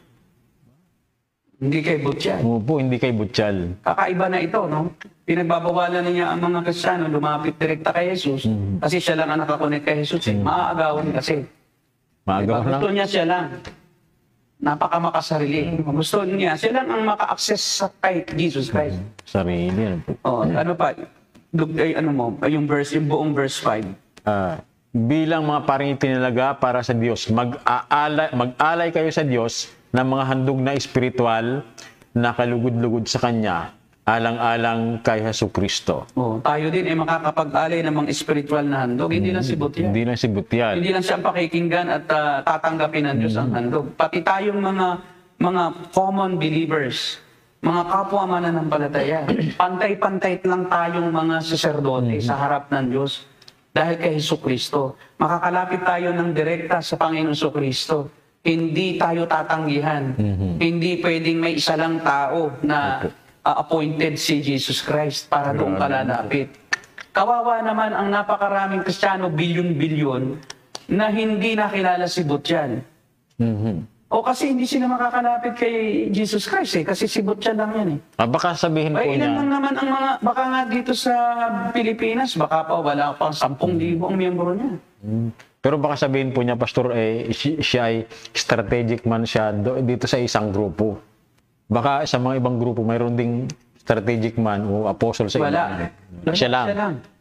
Wala, kasi siya lang apostol dito sa Pilipinas. Ito ang matindi. Oo. Kaya nga, ang totoo, naghiwalay sila ng isang pastor, ni Pastor Charlie. Sabihin ko na, naghiwalay sila dahil nga sa doktrina niyang yan. Hindi matanggap nitong pastor, na kapwa niya leader na presidente, yun ang presidente ng ministerial ng Taguig ngayon. At mas maraming follower yun kaysa kanya. Hindi matanggap nitong pastor na bakit ganyan ang turo mo. At yun ang dahilan ng paghihiwalay nila. At si Butchal, off limits na siya. No? Hindi na siya pwedeng sumali doon sa tunay na ministerial ng Taguig. Nagsarili na siya. At ang ginawa niya, dahil hindi na siya makapasok doon sa grupo niya, bumubuo siya ngayon sa mga iba't ibang lugar ng kanyang grupo. Kaya At ang balita ko, yung Northern Quezon Ministerial daw, Association, ay ako daw ay binana. Nasabi balita ko, dahil yung Inkyuma, yung mga pastor sa Infanta, Real Nakar, na may samahan daw, Northern Quezon pa naman, no? Pero madami. Ay dahil daw sa aking pag-expose dito kay Butchal, dahil nagtuturo si Butchal sa kanila, gusto rin maging apostol Oo nga naman, pagka sila ay nagising yung mga miyembro sa katuruan na totoo ng salita ng Diyos, na hindi pwede ang isang tao lang o kung sino lang nalalapitan ninyo para kalapit sila sa Diyos, ay pag na-expose nga namin, may expose din sila. Kaya ang sabi ay ako daw ay binan. Ang tanong, hindi ko naman sila kilala. Paano daw ibabang? Hindi nga ako dumadalo sa kanila ever since. Ang alam ko lang may ganung organisasyon, pero minsan hindi ako dumalo dahil alam kong mga Pentecostal charismatic sila na mali-mali ang doktrina. Matagal na akong nakakarinig ng ganoon. Hindi ko naman kilala. Sino ba yan? Okay, tamo ba? Ito mo, ironic. Ibaban mo ang isang taong wala naman doon. Pero Pastor, at di naman miyembro. Mayroon naman po akong akalain ng iba, miyembro ako, ako binan. Diba, anong sabi? May kasama naman po ako dati dyan na pastor na hindi naman siya, subgroup siya. Si Pastor Arman, shoutout sa'yo. Hindi po yan, kasama dun sa nag-condemn. Sa Inkyuma. Oo. Gusto ko nga makatanggap ako ng kanilang yung sige, gumawa kayo ng manifestation, ako'y nakaban dyan. Hindi naman ako pumupunta sa church nyo. Walang silbi yung ban nyo, di ba? Ang binaban mo, yung may access natin sa inyo, di ba? Parang yung term mismo na binan ka, hindi ka tanggap-tanggap sa dictionary. Aba, at saka sa vocabulary. Kasi ang binaban mo, yung nakakapasok dati. Pasok. Hindi ko nga kayo hindi ko nga alam kung saan ang church nyo. Hindi ko nga kayo napuntahan. Hindi ako nakipag-meeting sa inyo ni minsan, tapos ako ibaban. Diba, nakakita mo, hindi reasonable. Para na Baban ka agad, pero hindi mo naman inaalam, ano ba yung paturuan ko? Diba? Ayun nga po eh. Hindi nila Tama. alam. That's a problem. Pero parang narinig ko, Pastor, parang ang akin namang nakarating sa akin, parang kinukundi na. Yung ano. Kinokondem, grabe naman. Ano sinusumpa? Kinukundi na. Sinumpa na yung aking pagkatao. Kinukundi na yung ano. O, diba? So, matagal na po akong nag-PTNG, madami na po akong madami na po akong expose. Well, in fact, kami ang unang nagkaroon ng ganitong Opo. ministry online. At marami Hindi nila alam. Pastor. At marami pa po tayong i-expose, Pastor. Marami po tayo expose. Ang dami na pong nagalit sa akin. Pero hindi pa po naman ako binan. Kayo lang pa nagban. Nagalit na sila sa akin kung ano lang pinagsasabi. Pero wala naman pong namban pa sa akin. Kayo lang. Ang namban pa, hindi naman ako kasali sa kanila, di ba? So nakaka-weird yung ganung iban ako na wala naman ako sa kanilang grupo. Paano ako mababan? Weird talaga po sila. Weird talaga sila. No? Lahat na lang ng ginagawa, parang walang sense. Bakit mo ko ibaban? Marami na po, hindi lang po naman kayo ang na-expose. Yung una namin in-expose si Baliano. Mas malaki pa po yun kay Butial. Kayo naman. Huwag naman po kayong parang napaka-espesyal. O na-expose na rin po namin si Ed Lapis. O sino naman kayo kumpara kay Ed Lapis? Kay Tito Ed. Huwag naman po kayong ganyan. Tayo po walang personalan. Exposean lang tayo kung mali talaga. Opo. Kung tama. Kami naman po pumupuri din pag tama. Pero pag mali po, ba't naman po namin hindi expose? Kami po binigyan ng ganitong platform ng Panginoon. Kami ang unang nagkaroon ng ganitong programa sa social media. Balikan nyo yung history ng pagkakaroon ng ganitong programa. This is the first program na the regular na nag-e-air sa social media. At marami na po akong nasagasaan at nagalit sa akin. Hindi po ako tumitigil. Dahil po lang makapagpapatigil sa salita ng Diyos, kahit ano pong pigil nyo. Yung katotohanan lang po ang ating ituro. Huwag yung kasinungalingan. Kung turo niyo katotohanan, ay kasama niyo po ako. Kasama niyo po ako. At susuporta pa po ako sa inyo. Financially, kung kailangan. Diba? Hindi na po kayo nangihingi sa mga politiko. Ano pa ang sinasabi nito? Yeah. Meron pa ba Brother RJ? It will be a lifetime commitment, a lifetime connection, kasi po bihira po ito. The moment we miss a strategic man that God has raised and connected us to Him, the moment we miss, we can miss it in our lifetime. Because not all strategic men are men that God wants us to connect with. Maring ang isang tao ay strategic man sa ibang grupo ng tao, pero hindi ibig sabihin yun ang strategic man na raise up ng Panginoon para sa atin. God has raised up a strategic man for a particular tribe. Iisa lamang po yan. And the moment, ihinayag ng Panginoon, we must connect, we must pursue, make a lifetime commitment na hanggat ako'y buhay, hindi ko iiwanan. Mga kapatid, pansinin nyo, hanggat ako'y buhay. So, definitely, siya talaga yung strategic man. Kaya nga sabi niya, kailangan ay lifetime commitment sa kanya. Kailangan huwag nyo siyang iiwanan kahit anong mangyari. Kailangan at kayo'y full pledge ang allegiance. May full allegiance kayo sa kanya.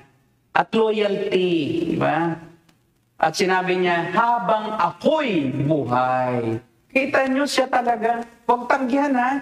Huwag tatanggi niya. Baka mamaya itanggi niya yan. O kaya sabihin na naman ng mga nagkikritik sa atin na hindi daw naman si Butchal yun. Sino yun? Tingnan mo, sinabi niya habang ako'y buhay eh. Hindi naman sinabing habang si Pastor Derek ay buhay eh. O hindi naman yung sinabing habang buhay si so and so pastor eh. O nung sinabi niya habang ako'y buhay, sino ba yung ako? Ay siya nagsasalita. O wala na pong kaduda-duda. Inamin niya, siya yung strategic man. Siya ang inyong dapat lapitan, siya ang inyong pakinggan. Siya, iwalayan na ninyo ang inyong mga mahal sa buhay, alang-alang sa Kanya. Dahil siya karapat dapat paniwalaan, siya karapat dapat sundan. Dahil nasa Kanya ang biyaya, ang grasya ng Diyos. Hindi kayo makaka-access direkta ng biyaya ng Diyos kung hindi kayo magtatapat sa Kanya.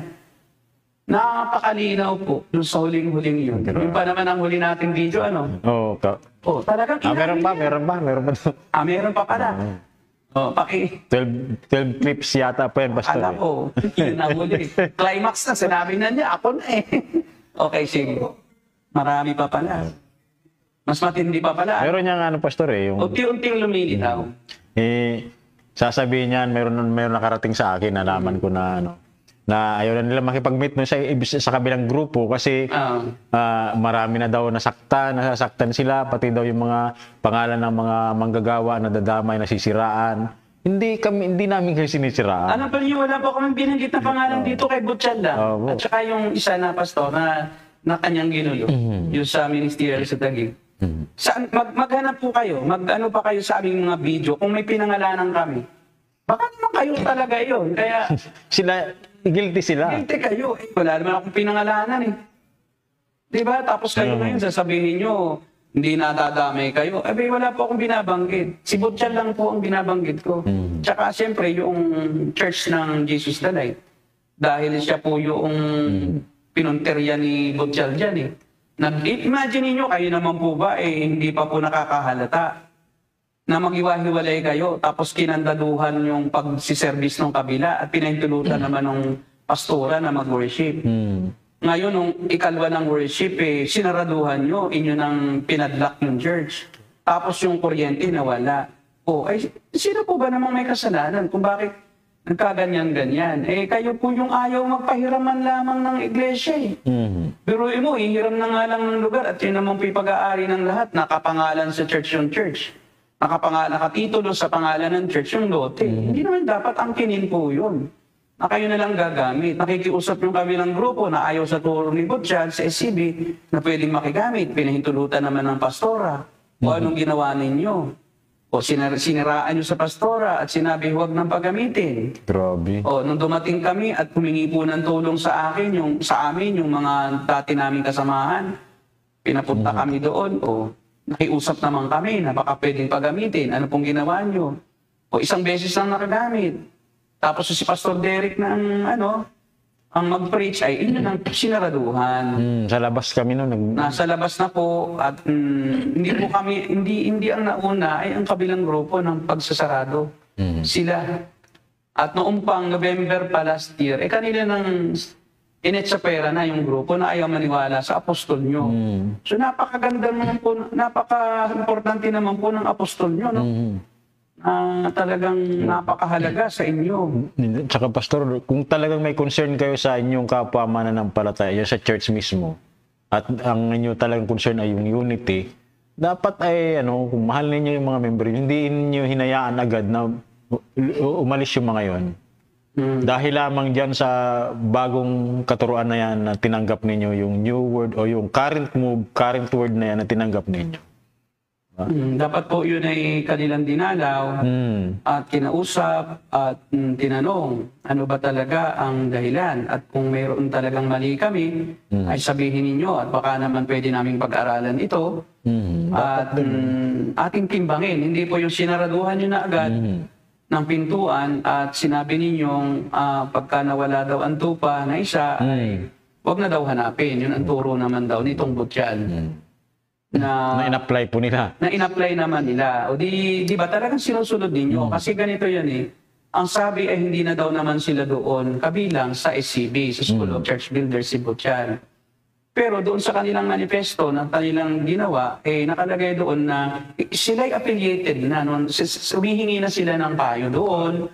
Alliance na sila roon. So, hindi totoo na hindi kayo na sumusunod. Sabi nga, di wag lang daw ituro yung hindi pa dapat ituro. Ang ituturo lang daw ay yung laman at yung tinik daw ay hiwalay. No, hindi daw naman nila kinakain ng tinik. Hindi naman po isda yan, lason yan. Ang false teaching po ay nilintulad sa gangrena na kumakalat sa buong katawan. na naapektuhan ang buong katawan. Hindi po yan isdang kinakain na yung tinik itapon mo, yung laman kainin mo. Yung laman nga po, yung lason po, nasa laman po yun eh. Yun nga eh, buti pa yung tinik ang kainin ninyo. Diba? Kainin nyo na po yung tinik, huwag na yung laman. Kasi yung laman nga po, naroon nga po yung lason eh.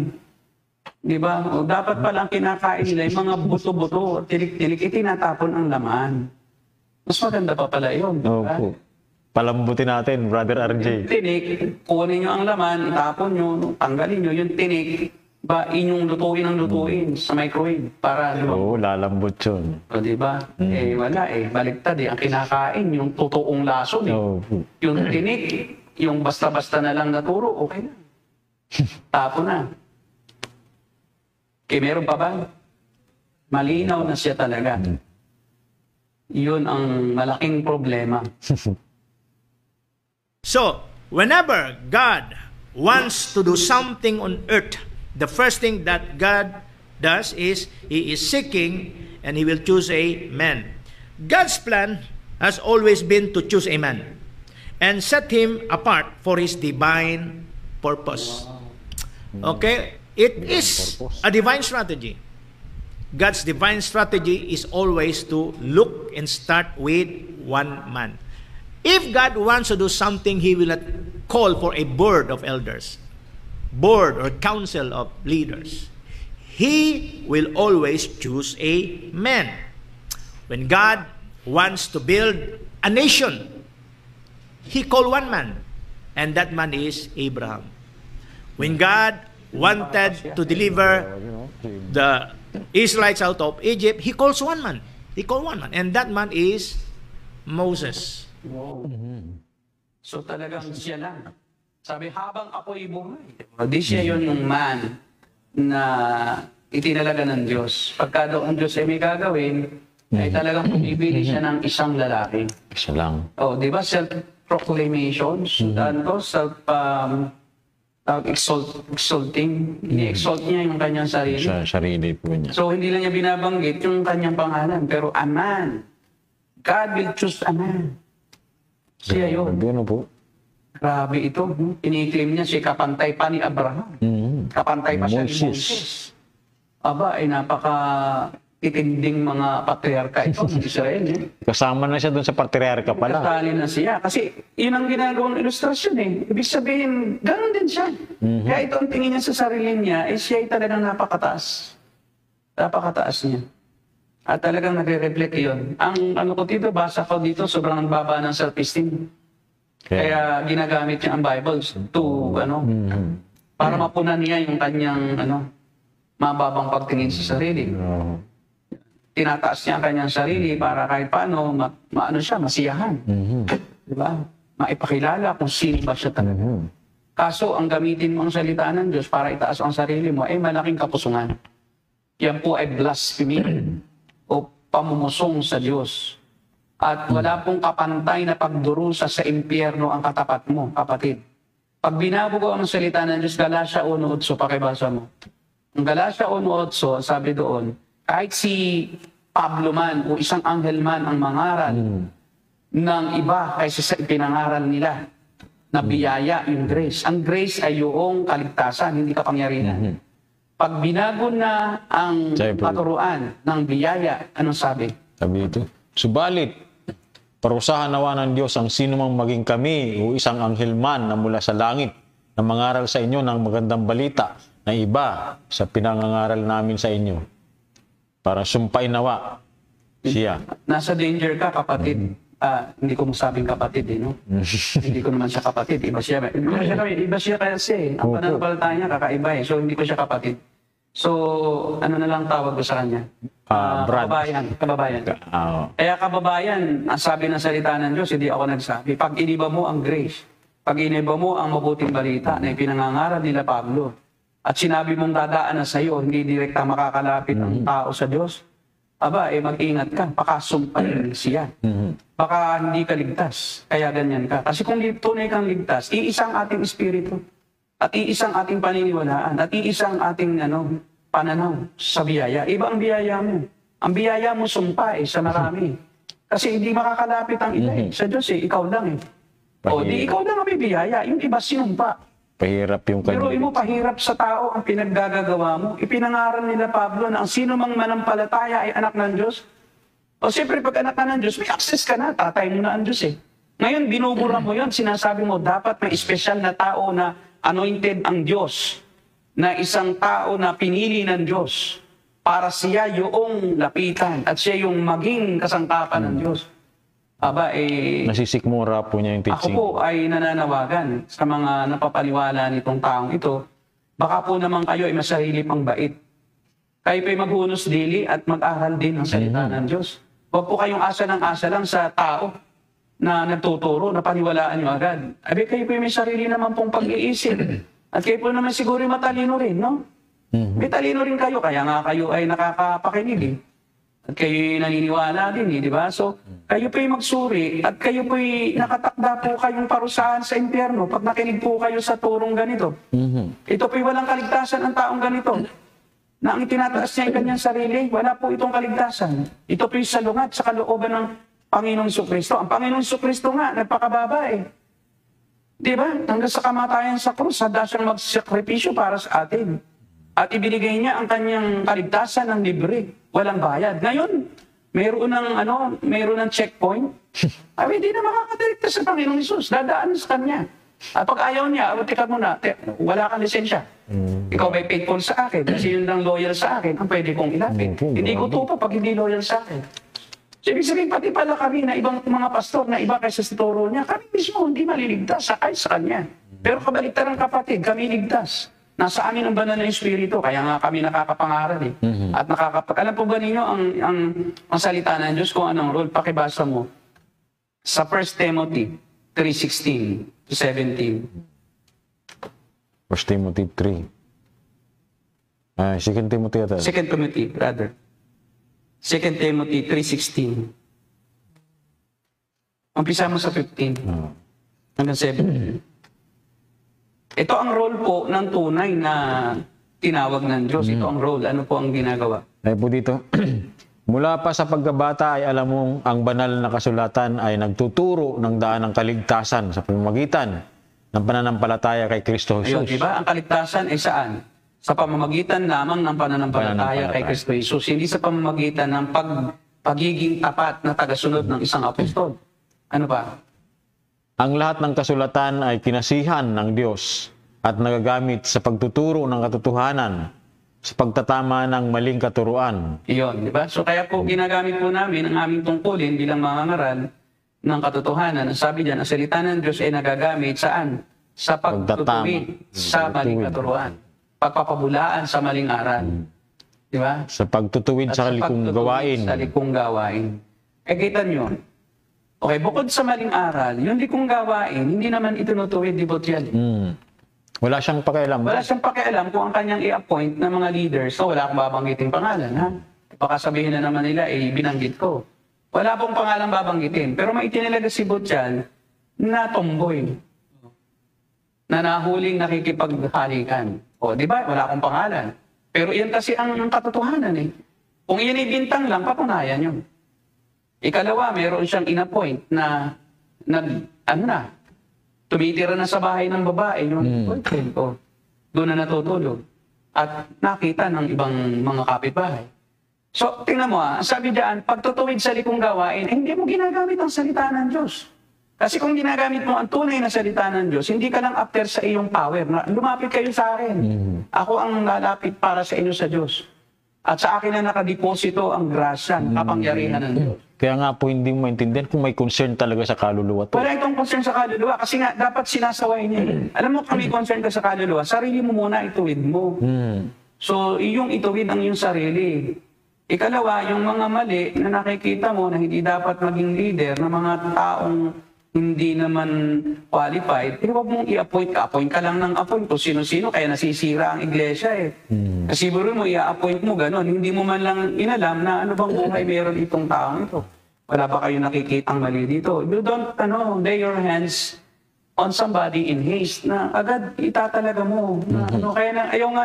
Kaya nga ayaw ng mga miyembrong umaten, hindi lang sa maling katuruan, kundi din sa maling pamumuhay ng mga in-appoint mo eh. Dapat nga, kung tunay kang pastor, aalamin mo kung ano yung pamumuhay muna ng iyong itatalaga at kung hindi naman pakarapat-dapat iyon, huwag mo muna siyang i-appoint. Dahil magkukontribute talaga sa division. Kasi may mga taong alam kung anong yung pamumuhay meron niya, nakita nila, nabalitaan nila. Tama. O di ba, yung mga yan naman, hindi naman basta-basta lang na magsasalita kung hindi nila na-proven yan. May nakasaksi, ha? May nakasaksi pa. At willing yung mga sumaksi, willing yung mga nakakitang sumaksi. Kaya nga takot yung mga yan na magkaroon ng meeting. Kaya yun, tuloy na nilang isinara. Bakit? Kasi nga, sino mismo ay guilty. Kaya rin gusto sa maling katuruan, di para maprotektuhan yung kanilang maling pamumuhay. Kasi ang tamang katuruan, magre-resulta sa tamang pamumuhay ninyo. Pipigilan mo ang laman mo. So sabi po dito, Pastor, Hindi ka ito ay pagsasanay sa matuwid na pamumuhay. Kita mo? Nagsasanay ba kayo ng matutuwid na pamumuhay? Yan ang tunay na mananampalataya. Sinisikap na sanayin ang sarili sa matuwid na pamumuhay. Hindi perpekto, no? Hindi ko sinasabing perpekto na ang isang mananampalataya. Pero nagsisikap siya na baguhin ang kanyang masamang gawa. Hindi at niya umunlad sa kabanalan. Hindi nila hinahayaan po na ma-expose yung kanilang okay lang yan, makita nila yung mga maling ginagawa natin. Hindi ganoon. Hindi po ganoon. Dapat po ay sinisikap baguhin ang mali. Ang balita ko pa ako daw ay ini-investigate. Diba? Wala namang kinalaman yung buhay ko doon sa inyong iglesia. Personalan. Kayo kasi is talagang mayroon kayong bylaws na dapat sundin ninyo yon. At ako naman ay willing na tumulong. Hindi po ako nagko-condemn. Kahit po kayo nagkasala na ganyan, o kung kayo man po may maling katuruan, why not we talk? And let's fix everything. At baka makatulong pa po kami na maayos ang problema. Diba? Ayusin natin.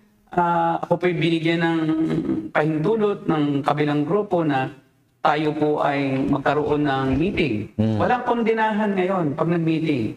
Ang ating lang tutukan ay ano na ba ang kalooban ng Diyos sa atin.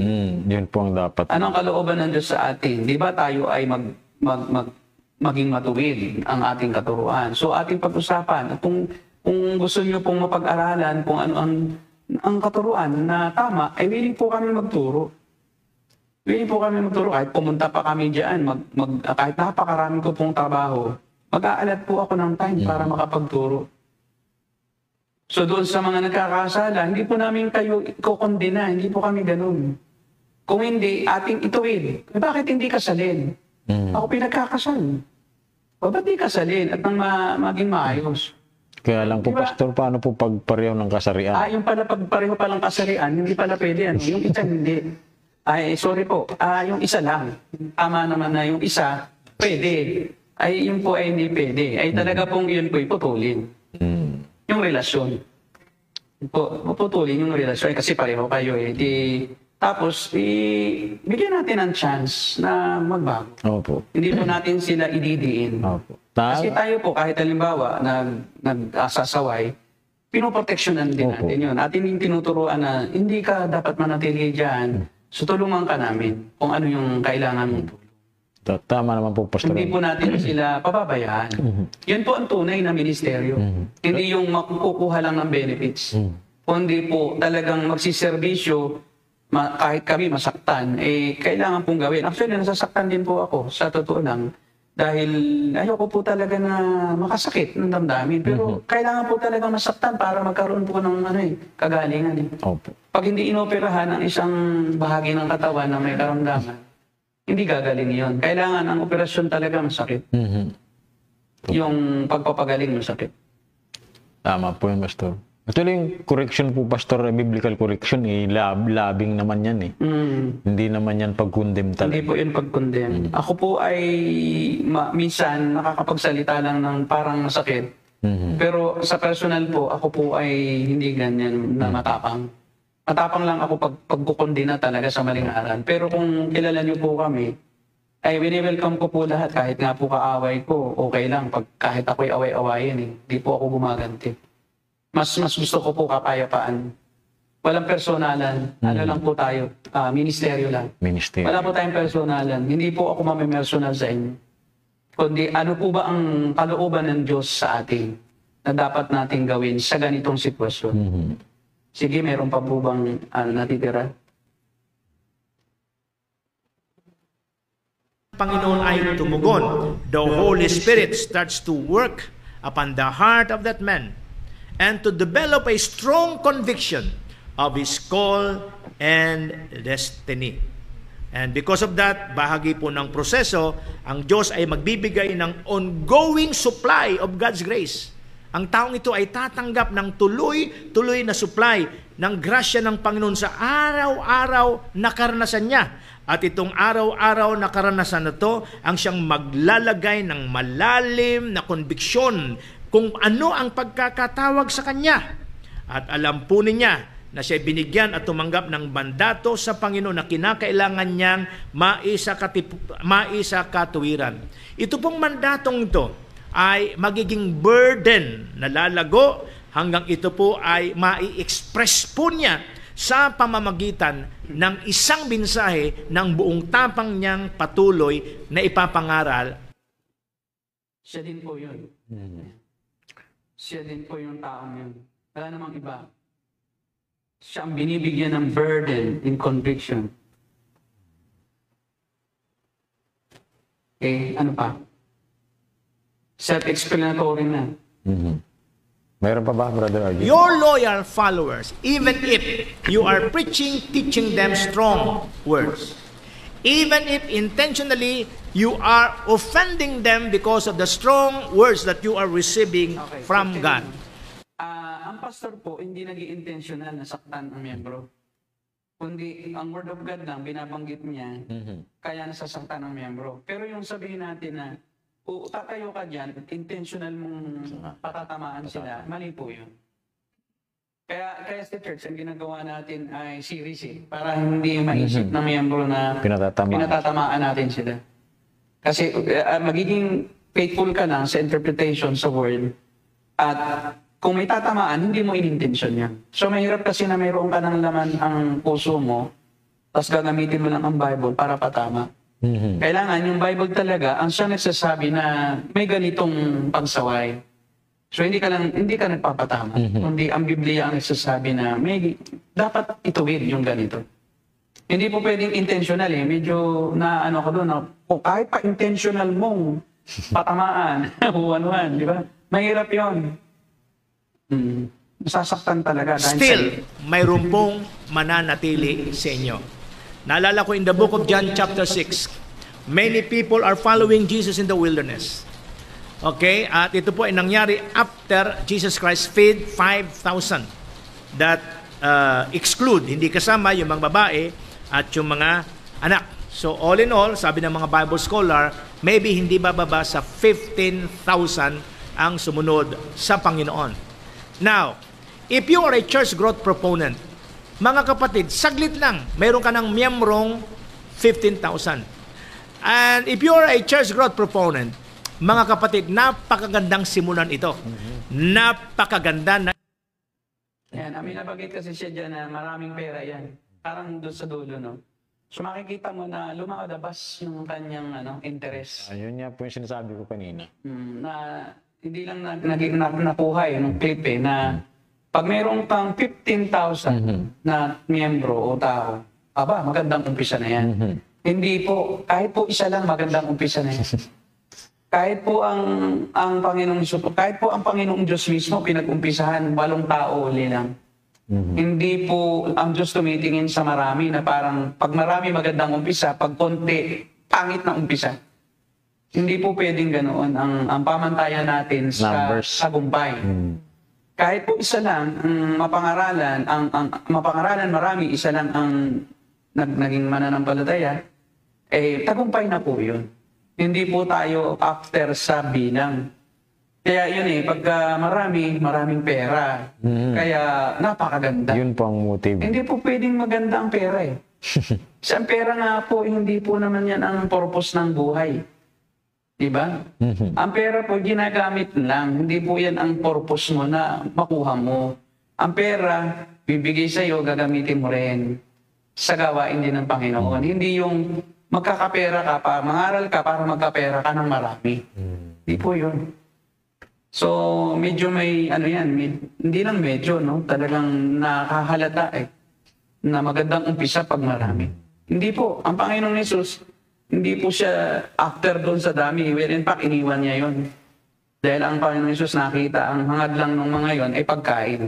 Kaya siya ay tumawid sa lawa ng Tiberias after na magpakain dahil alam niya ang puso ng tao. Hindi po tagumpay iyon, yung 15 na yon. Hindi po, dahil konti lang ang totoo doon.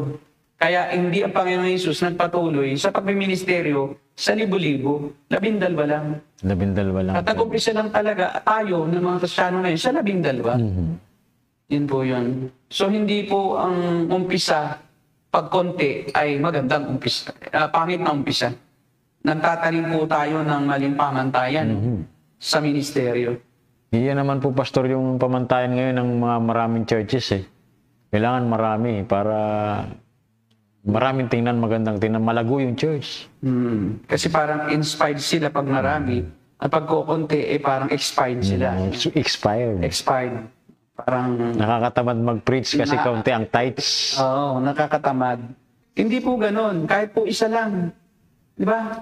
Dapat pantay lang ang iyong seal na iyong ilalabas. Kasi Word of God dyan kahit na wala nga katagapakinig, basta nangangaral ka, bakit? Ang banal na Espiritu ang siyang kikilos dyan sa mga tao kahit di ka pinapansin. Di ba? Sabi nga, street preaching kami, wala talaga nakikinig, daan ang daan lang. Yun. Pero wala kaming interest na kami pakinggan ng tao na ituon sa amin, nila sa amin ang aming atensyon. Dahil ang banal na Espiritu, yan ang kikilos niya. Kahit napadaan yan, malay mo, di ba? May natanim sa kanyang isang verse. O, kalaunan yun, hindi natin alam kung 1 taon, 2 taon, ilang buwan. Kung yun ang gagamitin ng Diyos, yung salitang yun, pwede siyang maging mananampalataya dahil sa salitang natanim doon. Hindi tayo naman ang yung problema, akala ng mga pastor, ang pastor ang siyang dahilan ng pagiging Kristiyano. Kaya nga siya may fathering yung turo niya, fathering. Siya ang father in faith. Hindi po ang tao ang father in faith. Ang Diyos. Ang Diyos lang po ang pwedeng mag-convert sa tao. Ang gawain lang po ng pastor ay mangaral, magtanim ng salita. Ang nagpapatubo doon sa salita na natanim ay ang Diyos din mismo. At siya rin ang nagpapalago. Siya rin ang nagpapabunga doon. Hindi po ang pastor ang siyang nagko-convert sa mga tao para maging Kristiyano. Mali-mali po yun yung katuruan na pag nangaral siya ang banal na Espiritu ipagkakaloob. Hindi po yun. Hindi mo po pwedeng takdaan kung sino ang kakalooban ng pagbibigyan ng Diyos ng banal na Espiritu. Yan po yung napakamaling katuruan tungkol sa kaligtasan. Di tao na pala ang dahilan ng pagliligtas. Very unbiblical. O isa na palang espesyal na manggagawa. Hindi po. Walang manggagawa ng Diyos na binigyan ng kapangyarihan magligtas. Maging si Pablo ay alipin din lang ng Diyos na hindi siya nagliligtas. Siya ay tagapangaral lang. At bahala na ang Panginoon na magligtas sa tao. Unbiblical practices po kasi yan, yung pagpapatanggap, na pagka tumanggap, Kristiyano na. Hindi mo po nababasa ang puso't isip niyan. Tapos nabibigyan mo ng assurance yung pananaman, hindi totoo. Hindi totoong tumanggap. O hanggang sa huli, naging apostol na. Dahil hindi naman tunay na Kristiyano. Kaya maraming mga ngaral ang naliligaw dahil sa umpisa mali. Hindi tunay na Kristiyano. Kaya sa bandang huli, ay mapakita lang nila ang tunay nilang kulay. Matthew 7:21, hindi, pakibasa mo. Hindi lahat ng tumatawag po ng Panginoon sa Panginoon Kristo ay pupunta sa langit. Hindi lahat na nangangaral ay sa Panginoon Kristo at tinatanggap niya. Hindi lahat na nagpapalaya sa demonyo ay totoong sa Diyos. Hindi yung nagpapagaling ng may sakit. Hindi lahat hindi yung nagpapagaling sa may sakit ay ebidensya na siya sa Diyos. Pakibasa mo. Well, in fact, pag hindi ka tama ang katuruan, ikay sa apoy. Pakibasa. Sabi dito, hindi lahat ng tumatawag sa akin, Panginoon, Panginoon, ay papasok sa kaharian ng langit. Kundi ang mga tao lamang na sumusunod sa kalooban ng aking Ama na nasa langit.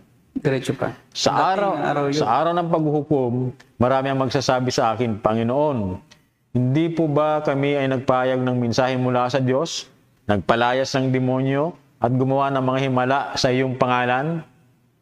Ngunit, sasabihin ko sa kanila, hindi ko kayo nakikilala.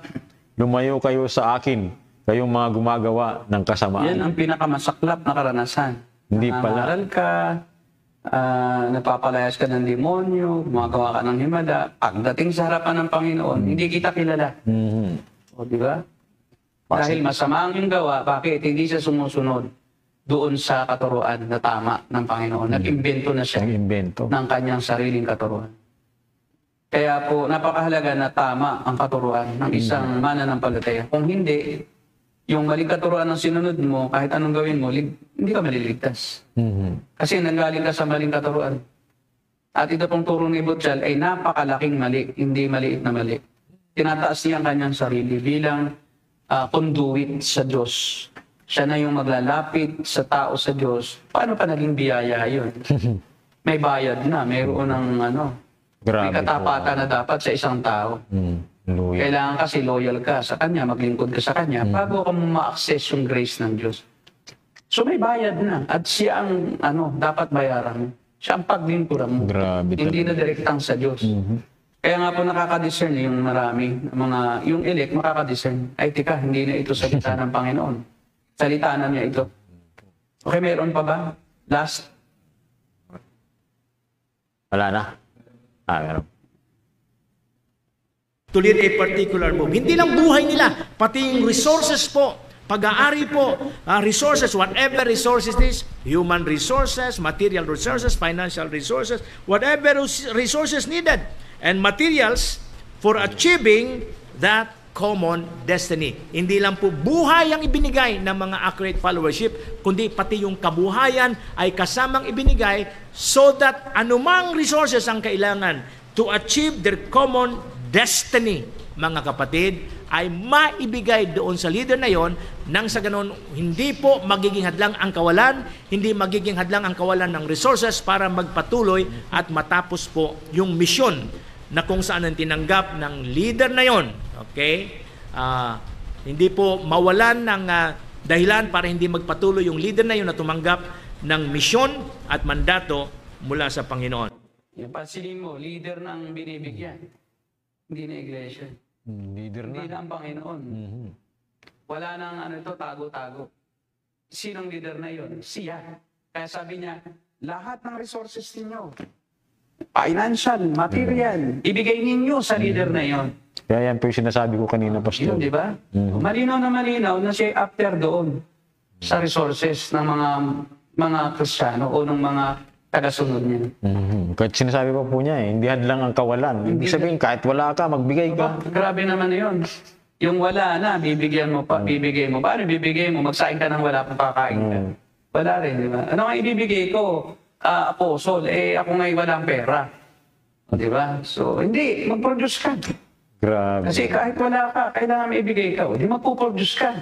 At pag wala ka ma-produce, ano gagawin mo? Mangutang ka. Di ba pa, wala ka anong gagawin mo? Kailangan may ma-produce ka. Kahit wala ka, magbigay ka. Paano ka makapagbigay pag wala? Uutang ka ngayon. May tuturuan pang mangutang. Yun ang dating Di ba, kung wala ka, magbigay ka. Paano ka magbibigay kung wala? Di ba, mangutang ka. Manghiram ka muna. At kang ibibigay sa church? Sa leader na yon. Ay naman, tingnan nyo ang linaw-linaw. Sa leader na yon. Kaya doon lumalabas yung kanyang Melchizedek na turo na siya bilang apostol ay may karapatan at natumanggap ng ikapo. 10 of the tithes. Yung tithes of the tithes. Kakita mo, kung meron siyang mini-mentor na magta-tithes of the tithes, ang tithes ng isang church ay 10,000 a month. Ay, let's say, 10 church yan. 10 times ay 100,000. Di may 10,000 siya doon sa 10 church. Ay, kung 100 churches yan, may 10,000 siya. O di may 1 million siya. O tama? 100,000. O, yayaman ka talaga. Yayaman ka. Kasi, sa leader ibibigay. Hindi naman sinabing ibigay sa church Sa leader na yon. So, pero nakaturo sa kanya. Dapat siya, sa leader na yon. Diba? Ay mali. Dapat sa leader na yon. Siya naman yan Yung iba po yung turo nakaganon siya pala. Nakabalik po. Kaya pala sa leader na yun. Dalawa pala. Diba? Yung isa kanya. Dapat wala yung isa. Siya lang naman Hindi naman sinabing sa leaders na yon. Kasi kung leaders, marami. Pwede dalawang... Isa lang talaga. Talagang kinakanya niya lahat. Pero mo leader lang na, sinong leader? Hindi siya. Kasi sa buong sermon niya, yun, sa buong pagtuturo niya, lumalabas ako. Hanggang kamatayan, hanggang ako'y mamatay. Di sino yun? Siya. O, anong ibibigay? Financial, material. Grabe, ano po. Pati daw, human resource, grabe, pati tao, kanya rin. Pati yung human resource na rin daw. Makakatakot. Hindi, makakatakot to. Pati human resource, kanya rin. Nakaiba to. Diba? Hindi lang financial, material, human resource, pati tao, kanya. Aba, malaki buloy na ito. Opo. Sa susunod talaga ito, pag pinabayaan natin to, walang nagsaway dito, yung walang nag-expose, marami pang maluloko ito, mga kapatid. Magpasalamat po tayo at na ating natutunan. Kung hindi, si Pastor Derek nga po, muntik-muntik na to eh. Sabi niya, parang ayaw na niyang panoorin, ako-convert na siya. Mamaya, si Butchal na ang leader na sa nagtuturo na sa School of Church Builders. Diba? So, ano pa po? Meron pa ba dyan? Yan, yung isa na yan, tapusin na natin. I do believe when we follow a strategic man, that strategic man will lead us to the place of God's assignment. He will lead us to the place where the center of God's activity is very obvious and very evident. Mga kapatid, idinideklara ko that as you continue to adjust your feet, because you follow a man, a strategic man, that demonstrate this characteristic sa kanyang buhay, hindi po tayo uuwi, okay? Because we are discouraged, hindi po tayo masa-sidetrack, kundi tayo po ay muling ibabalik ng Panginoon sa sang lugar na ang sentro ng aktibidad ng Panginoon ay hayagang ginagawa niya at tayo po ay mapapasama sa gagawin ng Panginoon in whatever move He wants sa ating buhay, sa ating pamilya, sa ating lugar na kung saan nandoon ang ating mga iglesia. Whatever move. Grabe, mapapasama ka sa move ng Diyos. Pag siya, pag hindi sa Kanya, hindi ka kasama sa move ng Diyos. So, limitado na lang ang move ng Diyos, yung pagkilos ng Diyos, sa Kanyang sphere, ng Kanyang ministry. So, Grabe, ano po? kahit sino man, wala na ka na. Kasi nga, sa tao lang na yan. Pag sumama ka doon, sa taong yon, doon mo mararating yung destiny mo. Kasi puro big eh. Hindi mo naman alam kung anong destiny yun. Hindi mo naman explain anong move yun. Paano mo na nasabing move yun? Anong move yun? So puro ito vague na statements na hindi mo maubos maisip kung ano ang pakahulugan niya doon. Na ang Diyos ba hindi nag-move outside the influence na meron siya? Yung sphere of influence niya. Kasi ganun eh, parang dito na lang. Kaya ang conclusion ay talagang mag-join ka. Mag-join sa Kanya. Mag-join ka. Nasa Kanya po yung move eh. Oo. Yung move ng Diyos. Yun. So yun po, salamat ng marami at marahil naman ay atin pong nabigyan ng justisya yung mga ating mga findings sa Kanya na talagang siya po ay nagtuturo ng isang aral na kabilintunaan sa aral ng Kristyanismo. Grabe. At inaangkinan niya na siya na ang taong, strategic na tao, ang apostol ng Diyos na magkukonek sa Diyos, sa tao, sa mga miyembro. At kahit miyembro ka pa, ay hindi ka makakakonek. Kahit Christian ka pa. Kailangan magbago ka. Kasi mag-adjust tayo. So tayo ngayon ang kailangan mag-adjust. Grabe. At ang adjustment na yon ay atin ang talikuran itong ating mga maling paniniwala. Siya ang tama eh. So atin ang iwaksi ng ating mga bagay na hindi maiwanan. Dahil sa kailangan nating sumunod sa Kanya. So tayo ngayon ay maling guro dahil siya ang tama. Yun, sa Kanya tayo mali. Pero sa atin ay siyang mali. At malino naman sa Bible. Pakibasa, nababasahin ko yung isang sinasabi ni Paul about false apostles. 2 Corinthians 11:13-15, ito ang iwanan naming verses sa inyo. For such people are false apostles, deceitful workers, masquerading as apostles of Christ. And no wonder, for Satan himself masquerades as an angel of light. It is not surprising then if his servants also masquerade as servants of righteousness. Mag-ingat po tayo, maging ang mga demonyo ay nagpapanggap na anghel ng Diyos. Kaliwanagan. Kaya hindi po katakataka na maging ang mga bulaang apostol ay magpanggap na apostol ni Kristo. Pero ang kahihinat na nila ay ang kanila lang mga gawa. Makikita sa bunga ang aking tunay na alagad. Yan ang sabi ng Panginoon sa Kristo. By their fruits, you will know them. Well, no. By their intentions, by their motives, you will know them. Yan. Yan po. At salamat po ng marami.